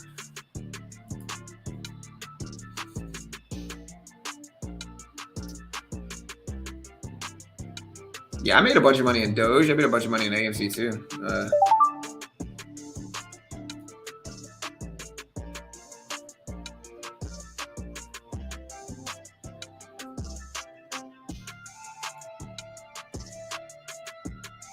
Yeah, on my Twitter page, I had a post pinned for a while about Doge, and what I talked about was my mom had messaged me and said, "Hey, John, Doge just pushed it up to almost 70 cents a share. Should I buy some? Basically, like, is it a good time to buy Doge? It's at almost 70 cents a share." And I responded to her. I had it pinned to my Twitter page for a while. My response to her was, "It might go up or down short term." Or something like that, but long term it's going to fail because it doesn't have any utility. It's just a meme channel or something like that, right? And then people were mad at me for saying that at the time too. But like in hindsight, where's Doge at right now? Like 6 cents, 7 cents. You know, it's lost 80% of that value. And again, guys, this is the futures market. So this is Top Step. This is the futures market. If you don't want to see futures, we're going to trade them at the open today. They're not, 7 cents a coin, right? Yeah. Yeah, GDP came out.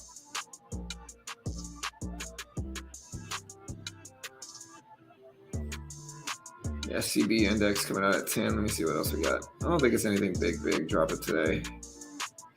Yeah, nothing else really big comes out.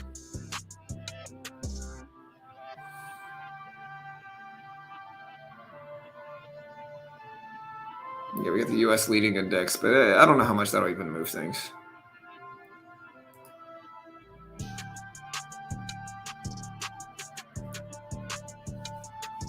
But again, guys, do me a favor, hit that sub button, guys. Help us hit 100,000. We're getting so close, man.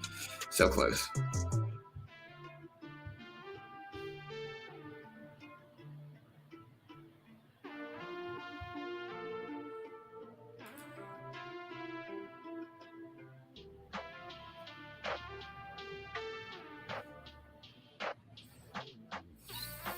Yeah, I got it at 12 cents. I sold it like 60 cents, 60, 65 cents. If I remember correctly, it was something like that for Doge. So I made bank on Doge back in the prime crypto days. Yeah, what's up, Freddie?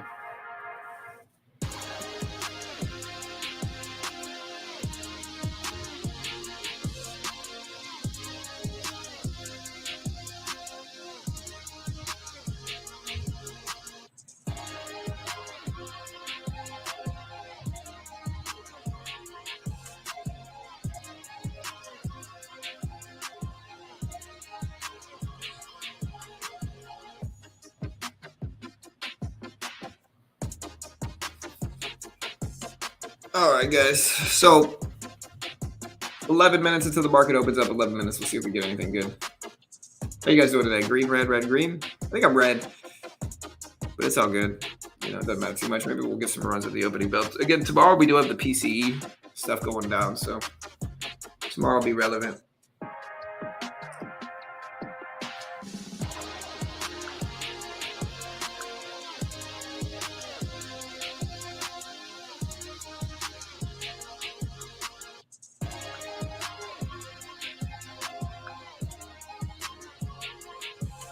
Red. Split A for Tesla, probably, yeah.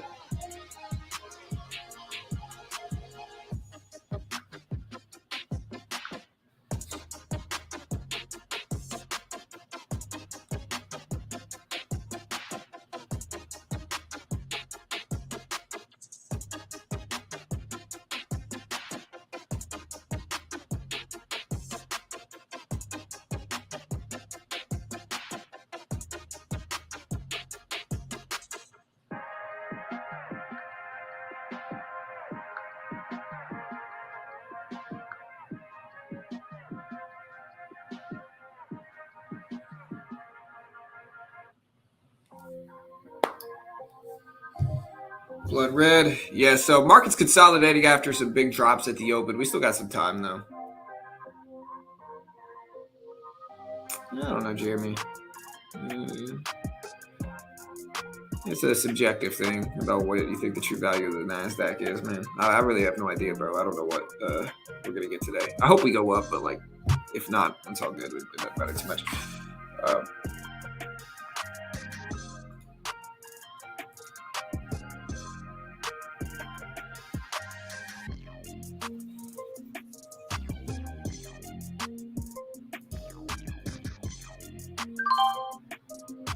Added a little bit more to my Disney trade while we can. I don't want to get too extended in it, but we just added a little bit. See if we can get a little pop at the open. And if not, we can keep adding down to like 85s, maybe. Again, if you want to trade with me, we are trading on Top Steps funded account program. We're in the combine, so we're trying to get funded. And so again, what they do is they give me a demo. And if I can hit their target while following their rules, they fund me.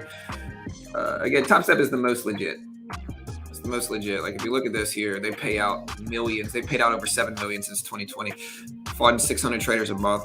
Been around for over a decade. You know, minimum day to get funded is about a little bit over a week. 7 hours is the average processing time for payouts. And again, the base package is really cheap. If you use my link, it's like 130 something a month, less than $150 if you use my link. Your job is to hit 3K in profit on the demo without losing 2K or $1,000 a day. And they have tons of resources, man. They really do help you. And again, it builds you into a better trader. So if you're in that kind of middle stage where like you're not quite profitable, but you're not losing, this might be a great option to just try it out. There's no PDT in futures. And when I day trade, like you'll watch me trade, I'm essentially trading the S&P 500. So it's a great option. So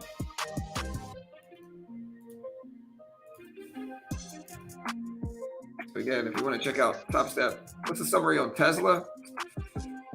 Tesla's been really weak, man, the last few days. Weaker than it's been lagging behind the market. Like the market's been dropping and Tesla's been really weak. Kind of what's been dragging down the market. Even when the market's been doing well, Tesla hasn't really. But yeah, if you want to check out Top Step, guys, again, link is pinned to the top of the chat. So if you look at the top of the chat to try out Top Step, you can see the link is pinned to the top of the chat. So just click that. Or you can find it in the description as well. All tech companies are way overvalued still, though, right? Some of them are. I mean, if you look at the PE ratio, some of them are. Tesla definitely is. Amazon's up there. Disney's not bad. Google's not bad. You got a couple other ones that aren't too. I think Apple's okay. Like the PE ratio on those two are fine. Yeah, GDP data's out. It came in at 3.2% versus 2.9% expected. It's one of the reasons we got some red action in the market today is because GDP came in worse than expected.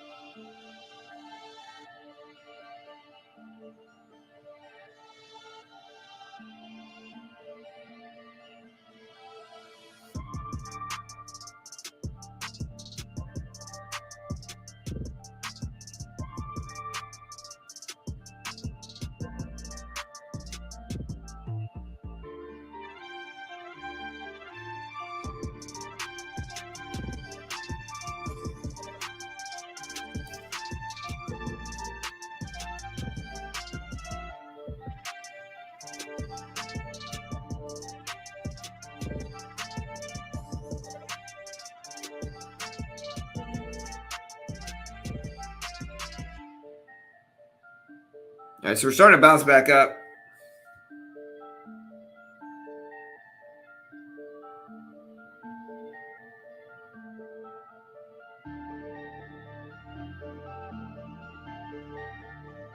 Let's see if we bounce back up.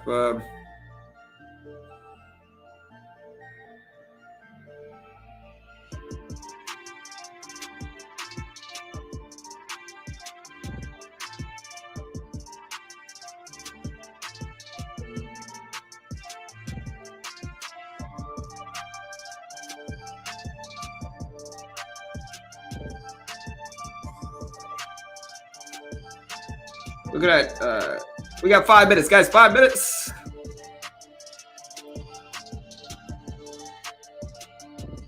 Hey, nice VWAP.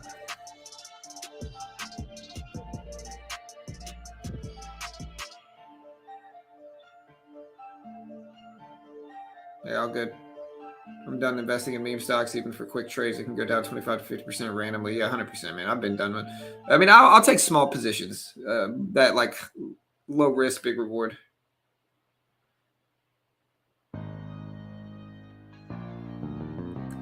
Yeah, I mean, yeah, Larry. I mean, GDP came in worse than expected. You know, it might have come in higher than expected, but that doesn't necessarily mean better. You know, in terms of inflation right now, the better GDP would have been lower. You know, so it wasn't a mistake. It was the actual reality of it, which is why GDP came out and the market dropped. It's because it came in worse than expected. We wanted it lower and it came in higher. You know.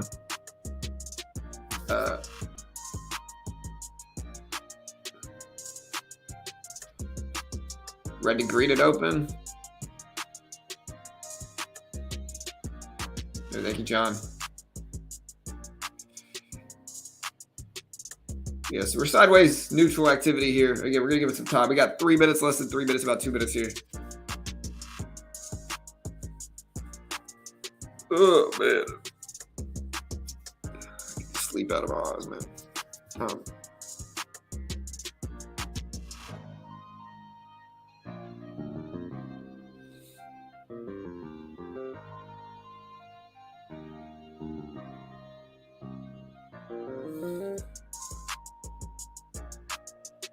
All right, guys, 2 minutes, about two and a half minutes, really.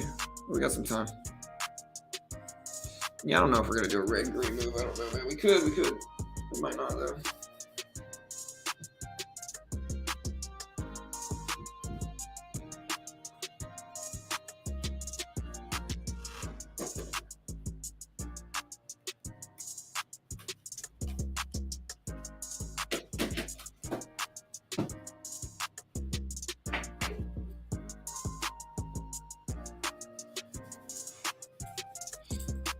Go back up to yesterday's close, man. I hope so. Market's very neutral right now.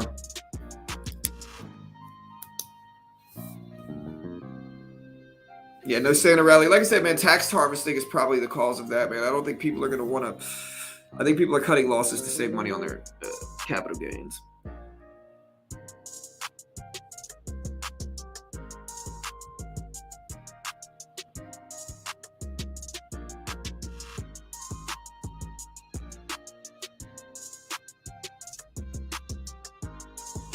Does it snow in Louisiana?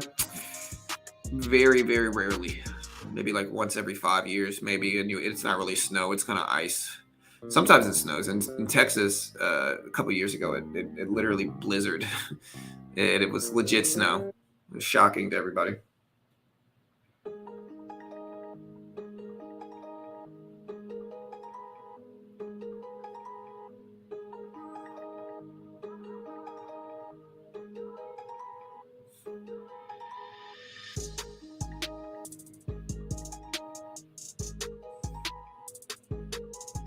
But yeah, it snowed a few years ago in Louisiana. Or in Texas. It was chaos, man. It was just absolute chaos. We don't have the infrastructure in the South to really deal with that, man. So like nobody was ready. People didn't know how to drive. Roads were frozen. It was just chaos. What's the minimum wage here, bro? $7.50, maybe. I don't know. It is $7.25, which is very low. All right, so we got a quick little drop at the opening bell and then a quick little pop back up. So there's the opening bell here. A little bit of a rebound. Let's see what happens. We do have the GDP deflator stuff coming out.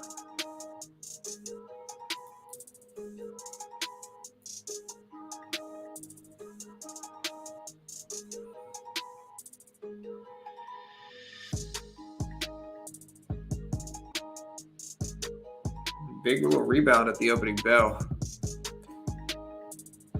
Let's see if we actually hold though. Doesn't mean too much yet.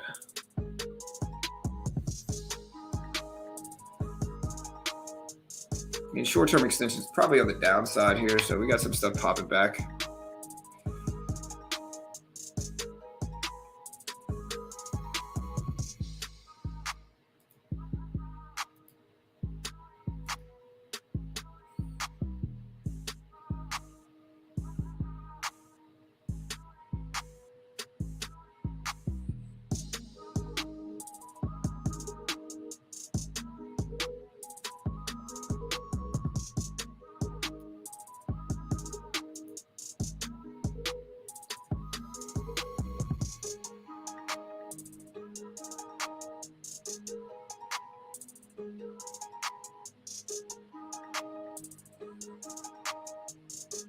All right, so we're getting some weakness now. Again, we'll short if the market breaks these lows.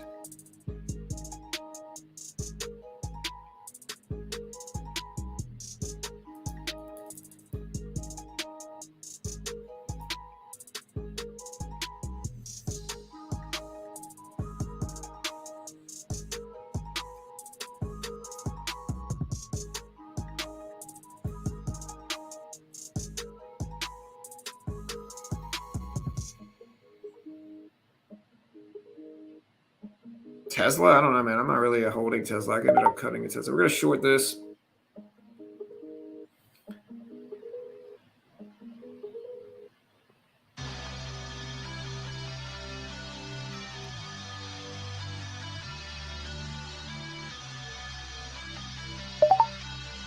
We're short 2 contracts. Slightly green in it, a little bit red, kind of going back and forth.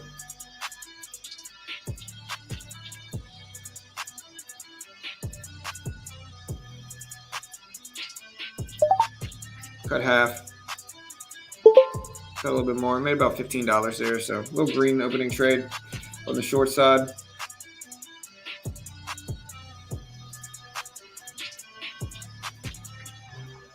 Yeah, we'll short some more if the market sets us up for it.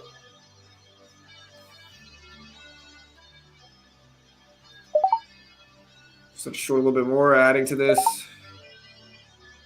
Get a little bit more of a flush breakdown here. 2 contracts now. So if we ride down some more, took half off, took some more off, made a little bit more, up about $25, $30 in the first 3 minutes, 2 minutes. Shorting.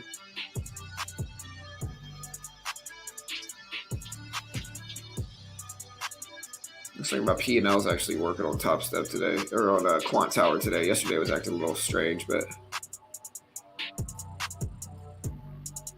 nice little opening trades. a little cushion that we can swing a little bit heavier into now. Shorting a little bit more. Let it bounce back to that previous level here. Work.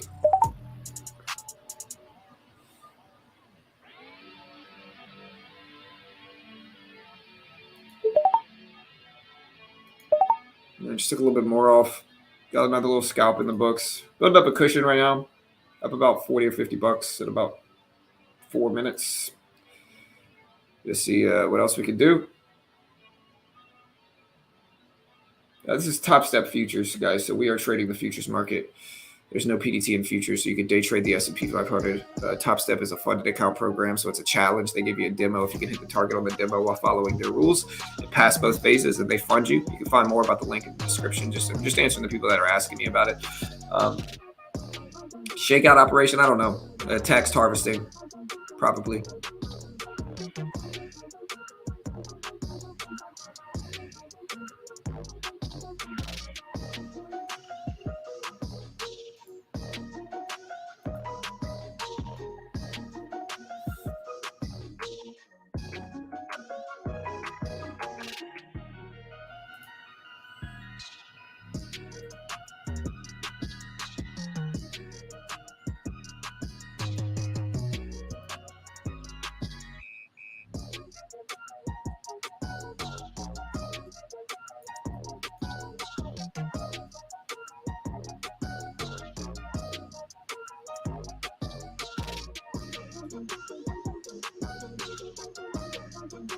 Get some bear action again. Just gotta sit back waiting now for something. Got our green trades in the books here.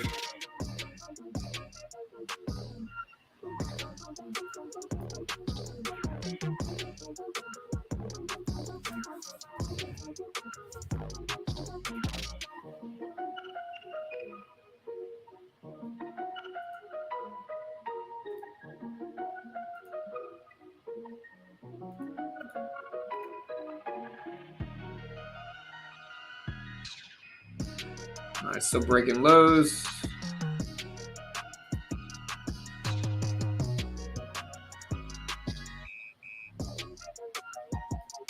We're gonna wait to see if we get a little bounce. We haven't had any losses at the open yet, but we gotta wait. Probably gonna start to scale up our size a little bit here too, but we gotta just be patient here. We got some red action at the open, big drops in tech mostly. Get a little bit of a rebound now though, but I have to patiently wait it out, I think.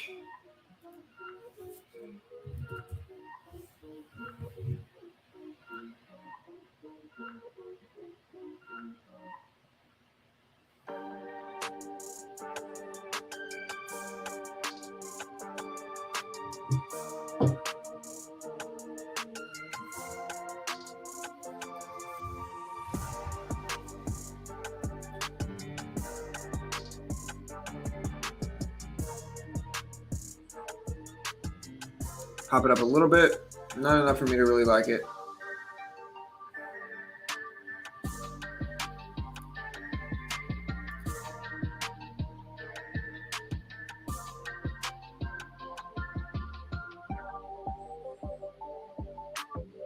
We got a little bit of a pop back.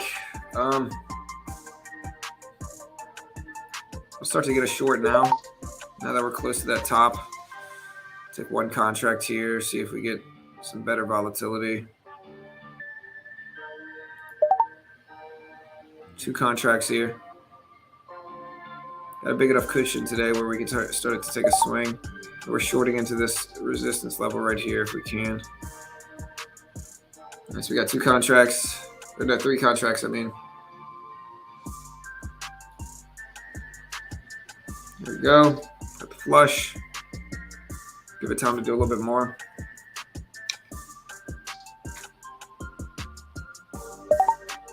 There we go. Cut a piece. Got 1 contract left. Cut it right at the lows. Maybe about $40. Just under 40 on this trade. So we'll take that. Solid little day. about $80 on the day right now. Here's the P&L for me today so far. About 80. I'm going to keep taking swings when we can.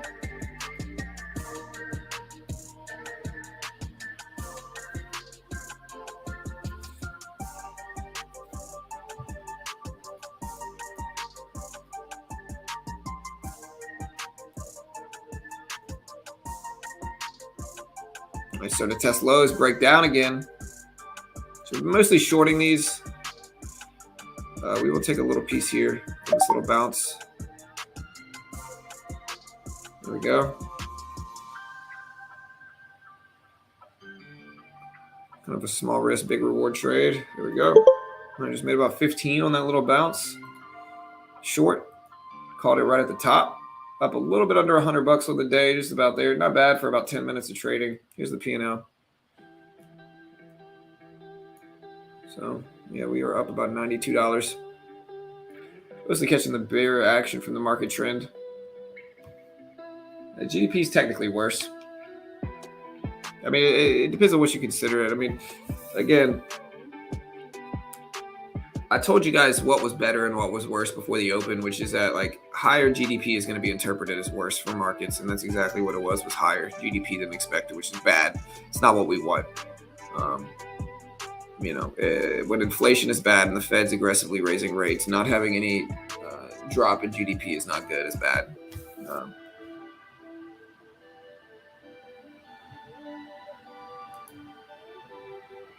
Crash. I mean, the lows of the year are like, well, we got a lot of room for those lows, though. You know.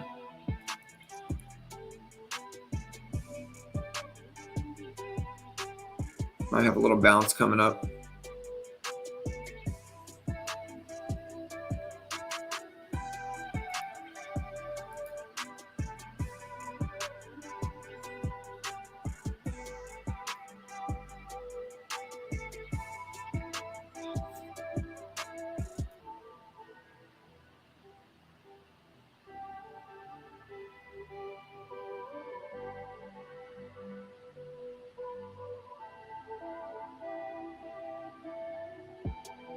All right, so we're getting a little rebound in everything. SPY, Google. See if this continues to pop the market back.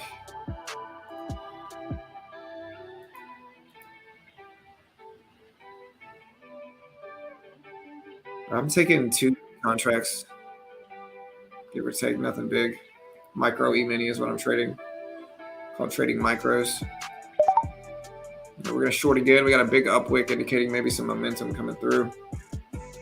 Again, another small risk potential trade.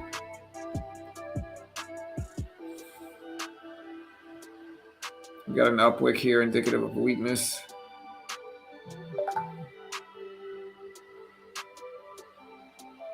All right, we're going to cut this. The reason we're cutting this, and we might be right, that's the first losing trade we had today.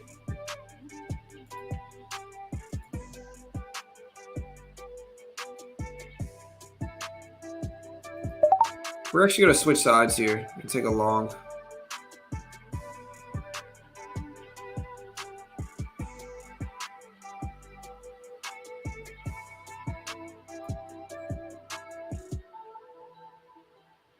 I'm going to be a little bit more patient with this long.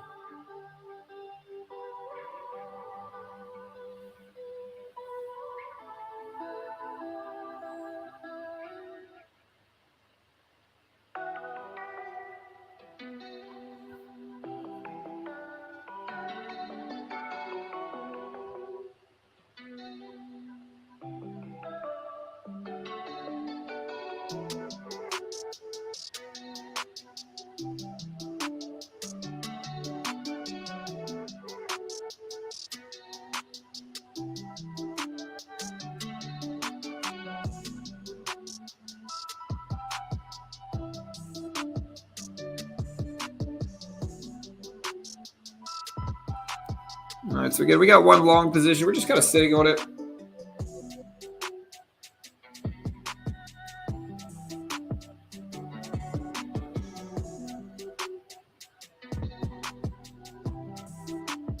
Could add a little bit more if we start to pivot back. Gotta be careful too, though.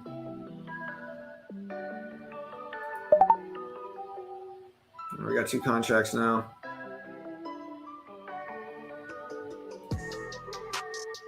Momentum's definitely on the downside. I'm kind of trying to catch a falling knife here, which I really don't recommend, but like we got some cushion on the day. I think we can justify it.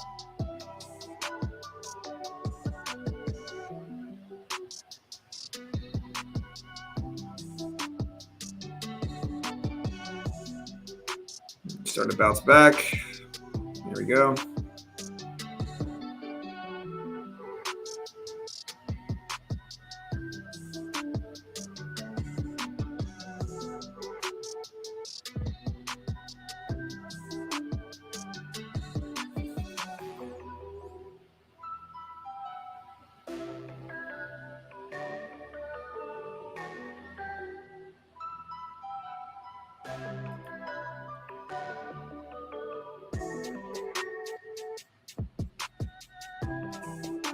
Yeah, we're just gonna sit back here. We're taking a little bit longer term trade. It's not. This one's not really a scalp. This is gonna be like a longer range bound trade where we're trying to ride up a reversal to a bounce back up to the tops. So there we go. We're about break even now.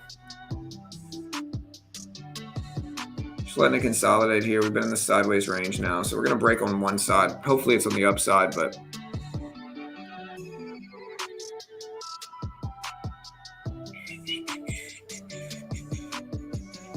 just gonna sit back. Don't want to get stuck in too big of a drop.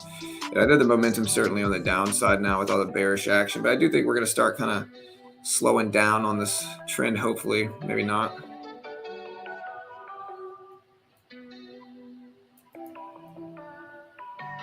Tap lows again.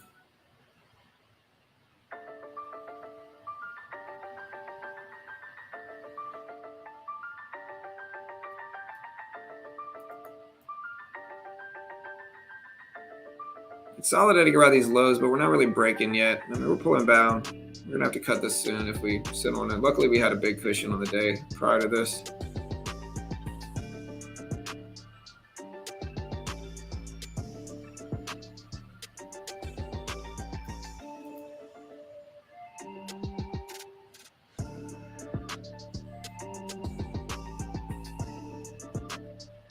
Getting bounce backs again. Again, we're just gonna sit back, try to give this one time. Longer term range bound trade.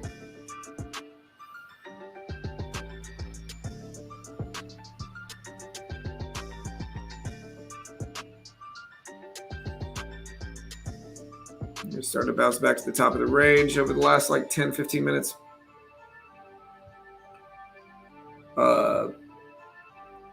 Here we go. About break even here again.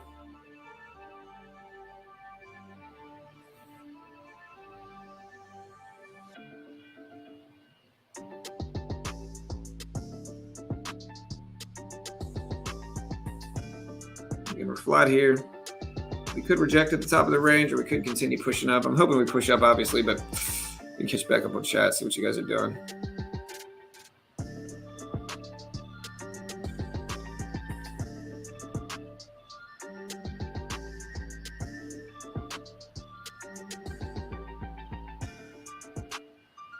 Yeah, it's all good, pawn.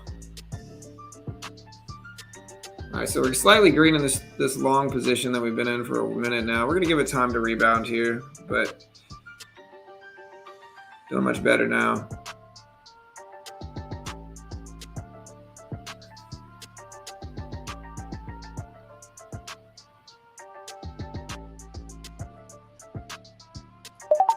I took half off there. It didn't give me anything with that, man. I mean, it got rid of some of my risk, but like it didn't lock in any of the profit that I wished it would have locked in, but it's all good. We still got one contract here. Try to let it work. Might add a little bit more. I'm gonna pull back here. See if we keep bouncing up a little bit, get some strength coming through. There we go.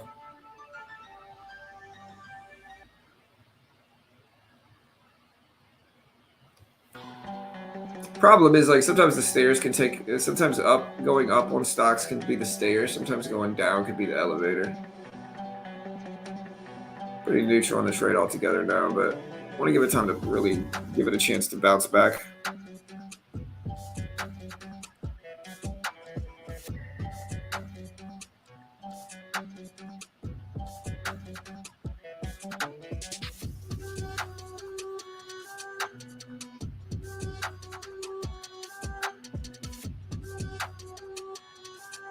Again, kind of flat on the trade. How you guys doing today? Great day for me so far.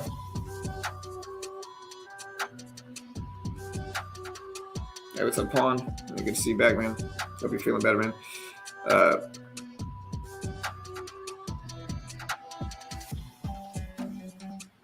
Again, I can either add to this or just let it sit here.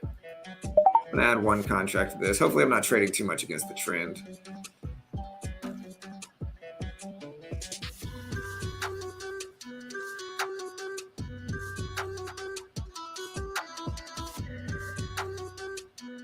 We still haven't broken any lows or anything recently, so kind of flat for 3 contracts here.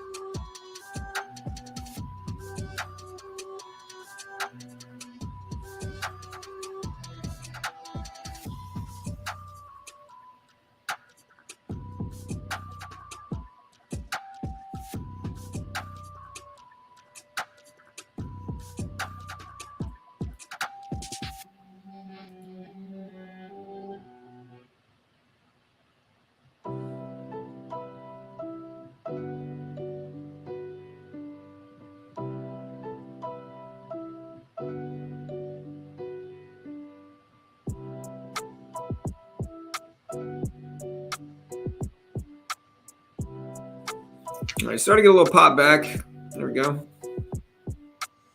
But again, kind of neutral here too.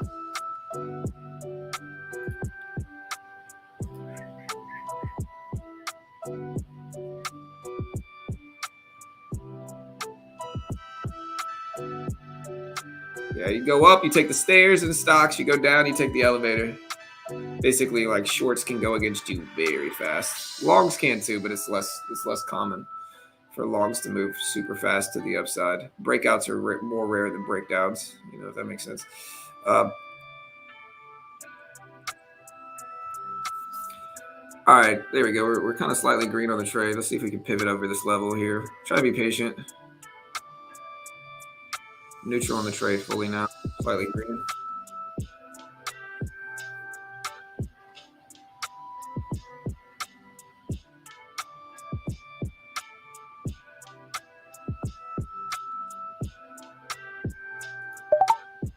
I took some off again. Got one contract left, letting it ride.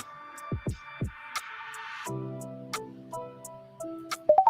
right, we just made about $20. It was a long trade, 20 something dollars. We did break $100 in profit though on that one trade. Just took a little bit, and I might add a little bit more on a dip here too.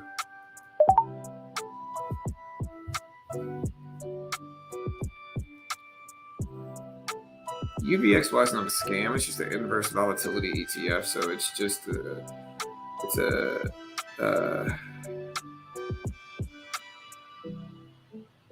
it just does the opposite of what the market does.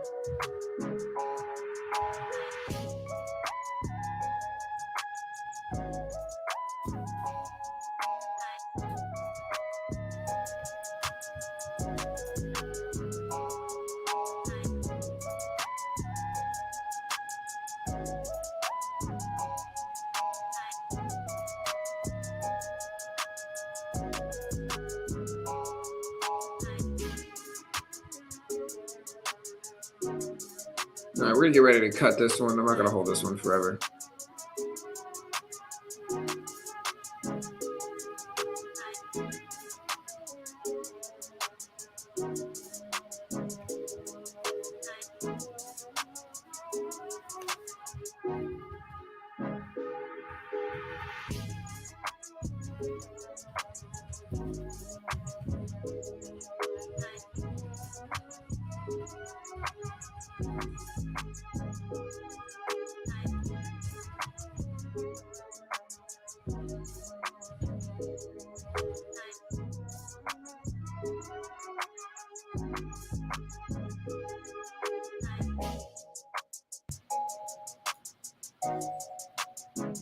Yeah, we're gonna get ready to cut this one. The trend's getting a little bit too hard to gauge, so we're just gonna sit back with this one and wait. Sideways neutral trend right now.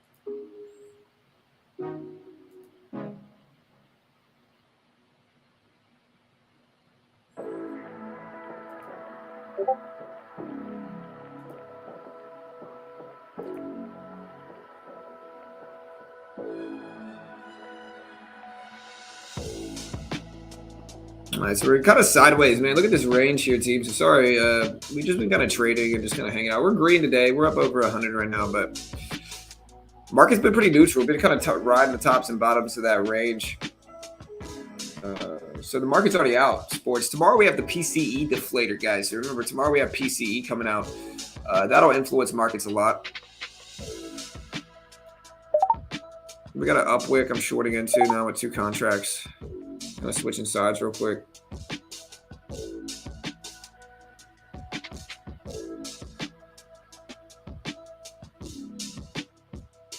Yeah, maybe the wrong move here.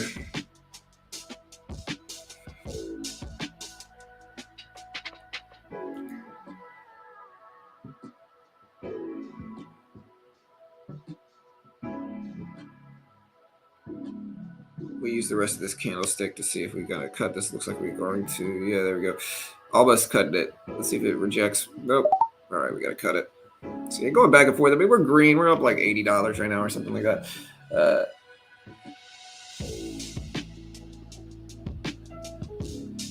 But yeah, you can see that neutral range up and down, up and down, up and down.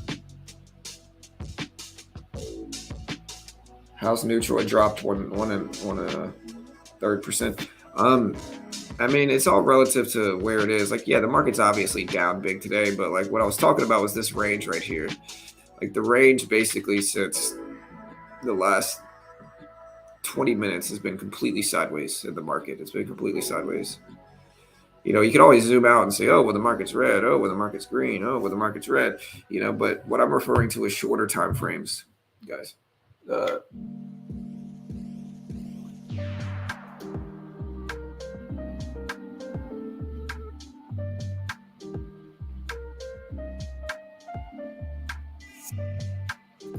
Market's just unfortunately boring right now.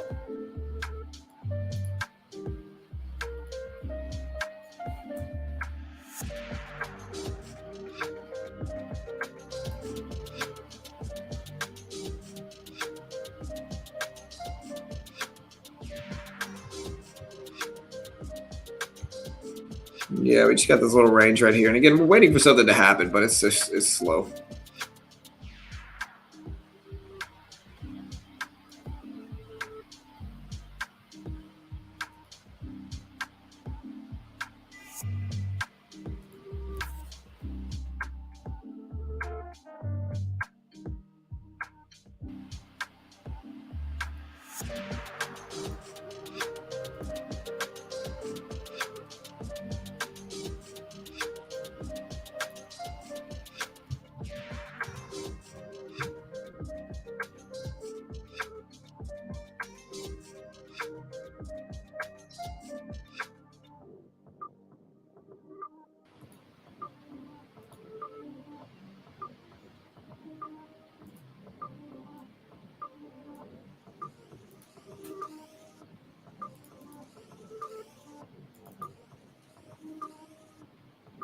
Yeah, consolidating within that range that we drew, so we're just gonna wait for that to break.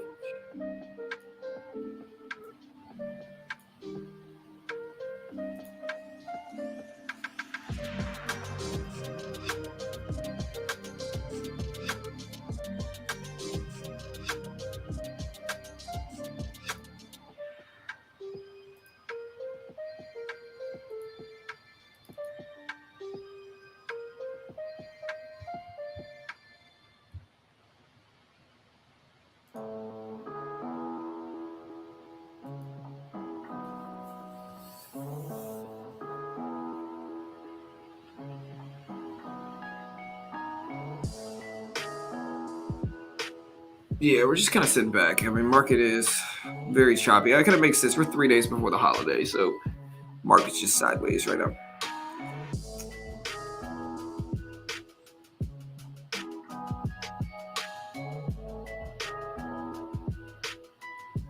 Right now we're rejecting at the top of the range. We can zoom in a little bit so you guys can see what I'm talking about. There's the range, top and bottom. Here's the top, here's the bottom. Still stagnant in that range. Gotta wait for something to happen on the upside or downside. Not really any point in betting on the range unless you're buying at the bottom and selling at the top.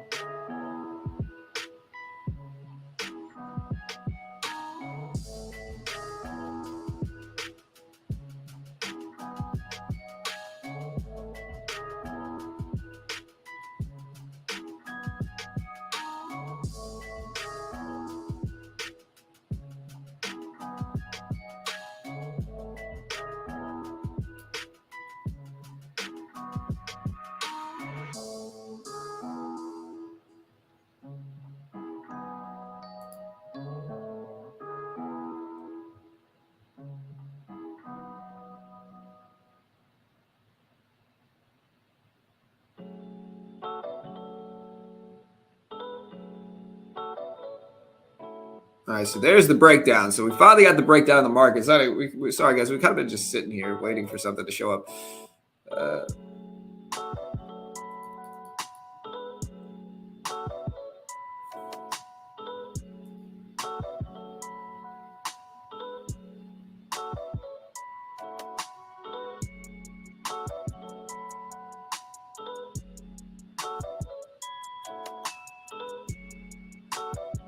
Big breakdown here. Did some data drop? Oh, it might have been the yeah. So the leading index change was -1 versus -4. So basically, it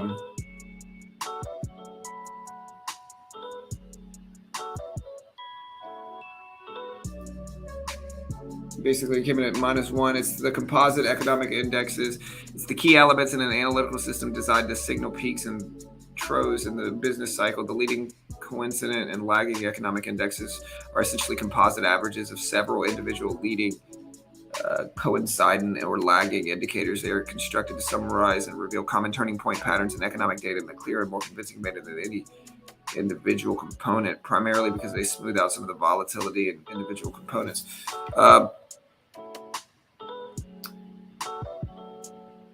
But yeah, it basically came in at -1 versus -4 expected. And it looks like it's kind of more is less and less is more type of thing, where it came in less negative than expected. And so it's pumping up a little bit. Market's pumping up.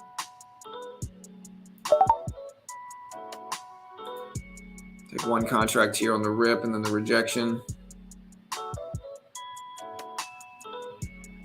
Or two contracts on the rip and the rejection.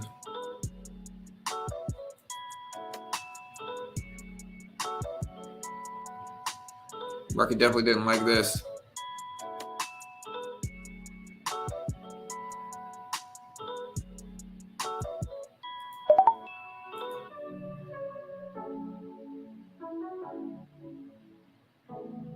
Three contracts now in the flush, looking for a rejection.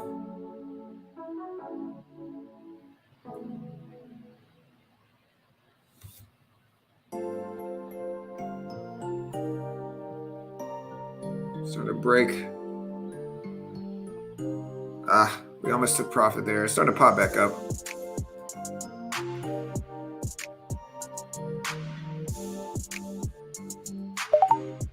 We cut that. We made $15 on that gain. We're going to break down again some more. All right, so just made about 20 bucks in that trade again. Caught the breakdown, caught the little piggybacking trade off of that move.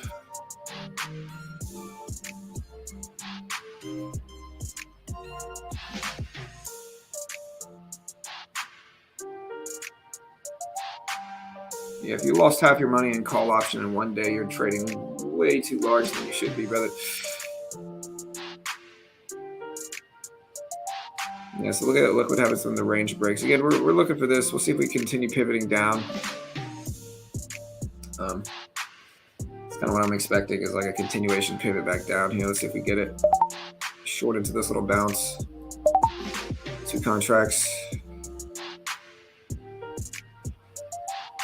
There we go. There's the breakdown.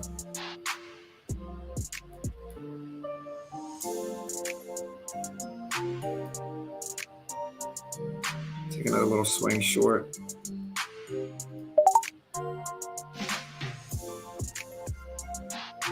Three contracts. Take another 1. We got a cushion. We can take some swings into that cushion now. We're so close to the lows that like if we flush breakdown, it'll set us up for the day.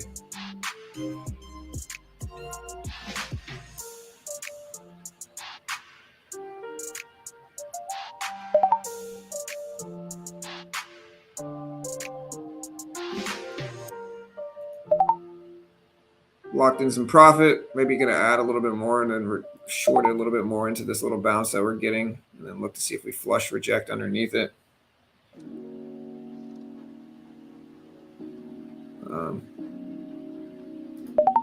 I like the upwick signal.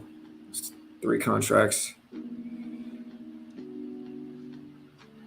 Looking for a weakness coming through. We're consolidating now, but like the range is trending down. We're putting in higher highs. Or higher lows, I mean. So we're just kind of looking to bet into that, but it's a very neutral trade. We're almost break even now.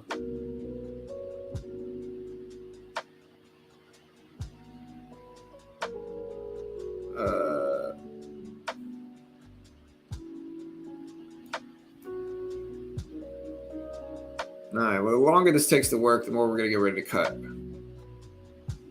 right, that's better.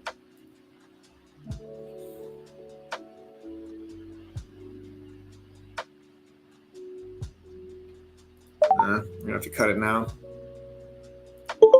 Lost like $20 or $30 there, but that's all right. We made some on the last trade, but just caught the breakdown or caught the bounce back a little bit. We're still very green on the day. So we got some cushion that we can swing into. We're just trying to find some good edge. I might actually short back into this now that we have the upwick. We're going to take 1 contract, and then if we get a rejection, we'll add more. So that way, if it bounces back, we're not going to take like an obscene amount of risk here with it. No, I don't really like penny stocks, David. I'm not really much of a penny stock trader. Most of them are terrible companies. New traders just get kind of talked into buying them. You know. All right, I like this signal. We got a really large upwick here, so we're going to take 4 contracts into this. 4 contracts. Let's see if we flush down. We got the big upwick, which is usually a weak sign that we're going to get like a rejection into. There's the rejection. Close to it. Made $20 in profit on that. Locked in another bit. We're up about 30 something now. Let the breakdown happen some more, I think. There we go.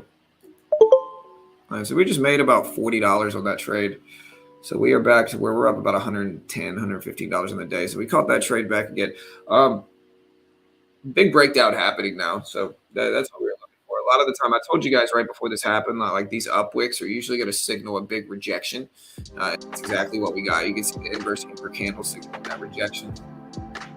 Oh no, all good, David. Yeah, I'm just like I said, I don't even day trade penny stocks that much, brother. You know, so I don't even know if you want my opinion on the chart for pennies.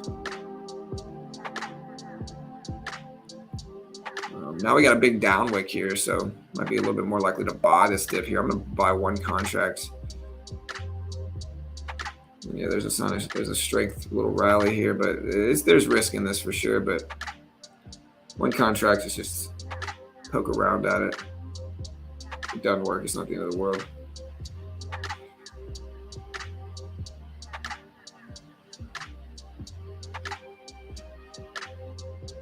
All right, so slightly green, slightly above break even.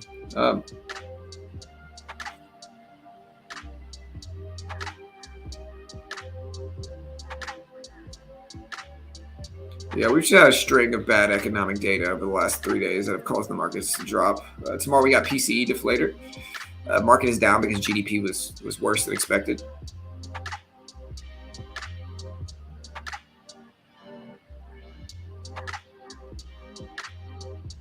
GDP was higher than expected, that is, which is worse. It's not what we want. That's why the market dropped from it.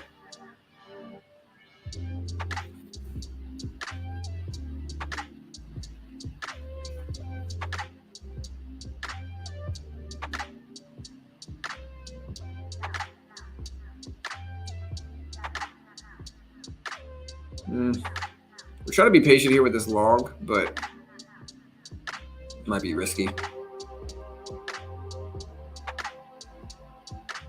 it's just one contract, though. It's not going to be a losing day right now, but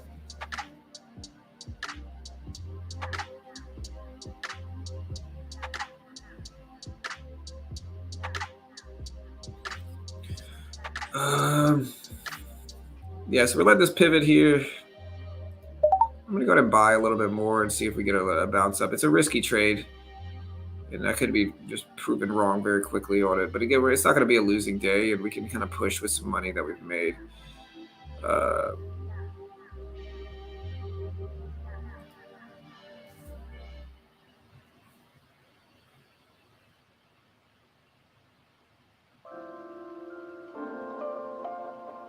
Try to be patient with it and see if we finally get a rebound. We've dropped so much already that, like, as we start to approach really weak red candles like this, I start to get a little bit more long biased. But yeah, I mean, approaching lows is probably a rough idea. So we're gonna get ready to cut this. Yeah, we got stuck in the drop, and that's all right. You know, like I said, we're green today no matter what. We're up, $80, $90 right now. Small, but green nonetheless. PCE is the personal consumption expenditures. And see if we put in another big downwick here, we'll buy into this again. Seeing if we can ride it back up. These little downwicks indicate some buying pressure. But yeah, so PCE is the personal consumption expenditure. It's actually what Jerome Powell uses to gauge inflation. Like, it's his inflationary gauge, that one that the Fed uses a lot. So very relevant tomorrow. Y'all tune in tomorrow because it's just very relevant.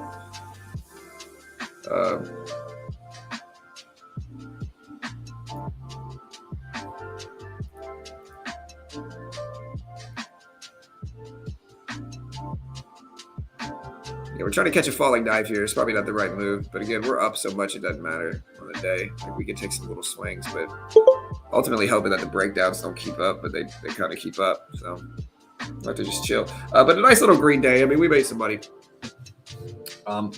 With that said, though, guys, we're going to get ready to, we're still in town with family, so we're going to visit with family. If you haven't already, check out Top Step, though. This is a great way to test yourself as a trader. Like, a lot of traders are asking me how to get better at day trading. The futures market has no PDT rule, right? And you can day trade the futures market and try out the futures market on Top Step. It's a funded account program. And so what they do is they test you, and their testing builds you into a better trader. It genuinely molds you into a better trader, and it's cheap. Base package is less than $150 a month if you use my 20% off link. But basically, they're going to test you. They're going to give you a demo. And if you can hit the target on their demo while following their rules, then they fund you between $50,000 to $150,000 with a 90% split. So once you're funded, you get a 90% split. And this is a company that's regulated by the Chicago Mercantile Exchange. They pay out millions, fund thousands of traders a year. They fund traders in over 100 countries. You can use like a choice of like 15 to 20 platforms itself. So you can use all these different platforms on Top Step. And it just builds you into a better trader. And it's hard to get funded. Like, the base package is the 50K package. So they're going to give you a 50K demo. If you could hit 3K in profit on that 50K demo without losing over 2K as a trailing drawdown or $1,000 max loss per day, and you pass both phases, and they fund you 50 grand with a 90% split. You take that funded account, you make 20K, you keep 18K since they're funding you that money. They keep the other half since, they are, you keep 18K out of 20. They keep 2 since they're funding you that money. And this is a company that's regulated by the Chicago Mercantile Exchange. It just builds you into a better trader. A lot of traders think that you have to day trade penny stocks with a cash account or whatever to get around the PDT rule. But I'm trading the S&P 500 right now. Like, that's what I'm trading in futures. And there's no PDT. And it's just the easiest way to get around it and build you into a better trader. So if you're in that middle ground where, you're kind of profitable, but this is just a good option to test yourself. So if you want to check it out, there's the link. You can also find it pinned at the top of the page and in the description. Again, great way to help support your boy here and support this channel. But yeah, we got out with a pretty solid little green day in the market today. Not a bad little green day in the market. Market had really red action, and we were shorting most of the open. And so not a bad little day for shorts. And we'll see if we keep it up, Hopefully we can. But yeah, not a bad little day in markets, guys. How you guys doing today? You red or green? There's a pretty big rebound we could have caught. But you guys red or green today? Let me know. Some other stuff's not doing that bad. Like Disney's kind of neutral in the day. Google's down a little bit, but I've seen worse days. Also, guys, y'all check out Chart Prime. Chart Prime is a trading view indicator service here. So I'll put this up. And Chart Prime, what ultimately allows you to do is trade stocks, crypto, futures. I use it a ton with my futures trading. Like I was using it today in futures. And again, what it does is you can use it in stocks, crypto, forex, futures. It's a premium indicator service. So like this is called Chart Prime right here. What it allows you to do is like you can see when you get multiple showing up at once. So it'll give you trend identifiers. It'll say possible reversal up. And then look at this huge bounce here. Possible reversal down and then nice little drop. Possible reversal down here and then a nice little drop. It'll automatically document support or resistance. You can look at so many different things. This is just a small percentage of what Chart Prime offers. They have chart patterns. So if you zoom out and look at a daily chart or like a hourly chart, you can look at like triangle patterns. It'll show you those. You can zoom out and use it for longer term swing trading or investing even. It'll show you candlestick momentum. So like, look at these. These are saying, hey, look, these are bearish candlesticks, bearish hammer, bearish engulfing candlesticks. And you can see after you get those bearish alerts, these bearish candlesticks and that possible reversal down signal, look at the huge reversal down all the way until this, where you even got a little bounce. So super useful, super useful. You don't want to bet, like you don't want to only use this, but a lot of people do. And a lot of people live off of Chart Prime indicators. They're a sponsor of mine. And so I'm definitely biased in their favor, but it's just a really useful service. Like I analyze candlesticks anyway. And so this is just one of the ways that I can use it to find an edge in the market with my futures trading. And again, it definitely like, look, bearish engulfing candle right here. Look at the huge drop you get afterwards. And so it's pretty useful. And again, you can use it in stocks, crypto, forex, futures. They have a great community and a great Discord in their community that you can use to use them as well. It's pretty cheap right now as well. They have a huge sale going on where you get 30% off or there's something like that, right? So, or you get 40% off. And so you can get Chart Prime for like 30 something a month right now, which is in my opinion, very cheap, very cheap. Check it out. You can try it out right now for very cheap. There's the link in chat as well. Love you all, guys. Y'all stay safe in the market. I'll be back tomorrow morning. Remember, we have PCE tomorrow morning. It's what Jerome Powell uses to gauge inflation. It's called PCE. So I love you all. Y'all stay safe. Good luck in the markets, guys. Check out any sponsors we have in the description. I appreciate the support. And yeah, hit that sub button, guys. We'll be back tomorrow. Later, team.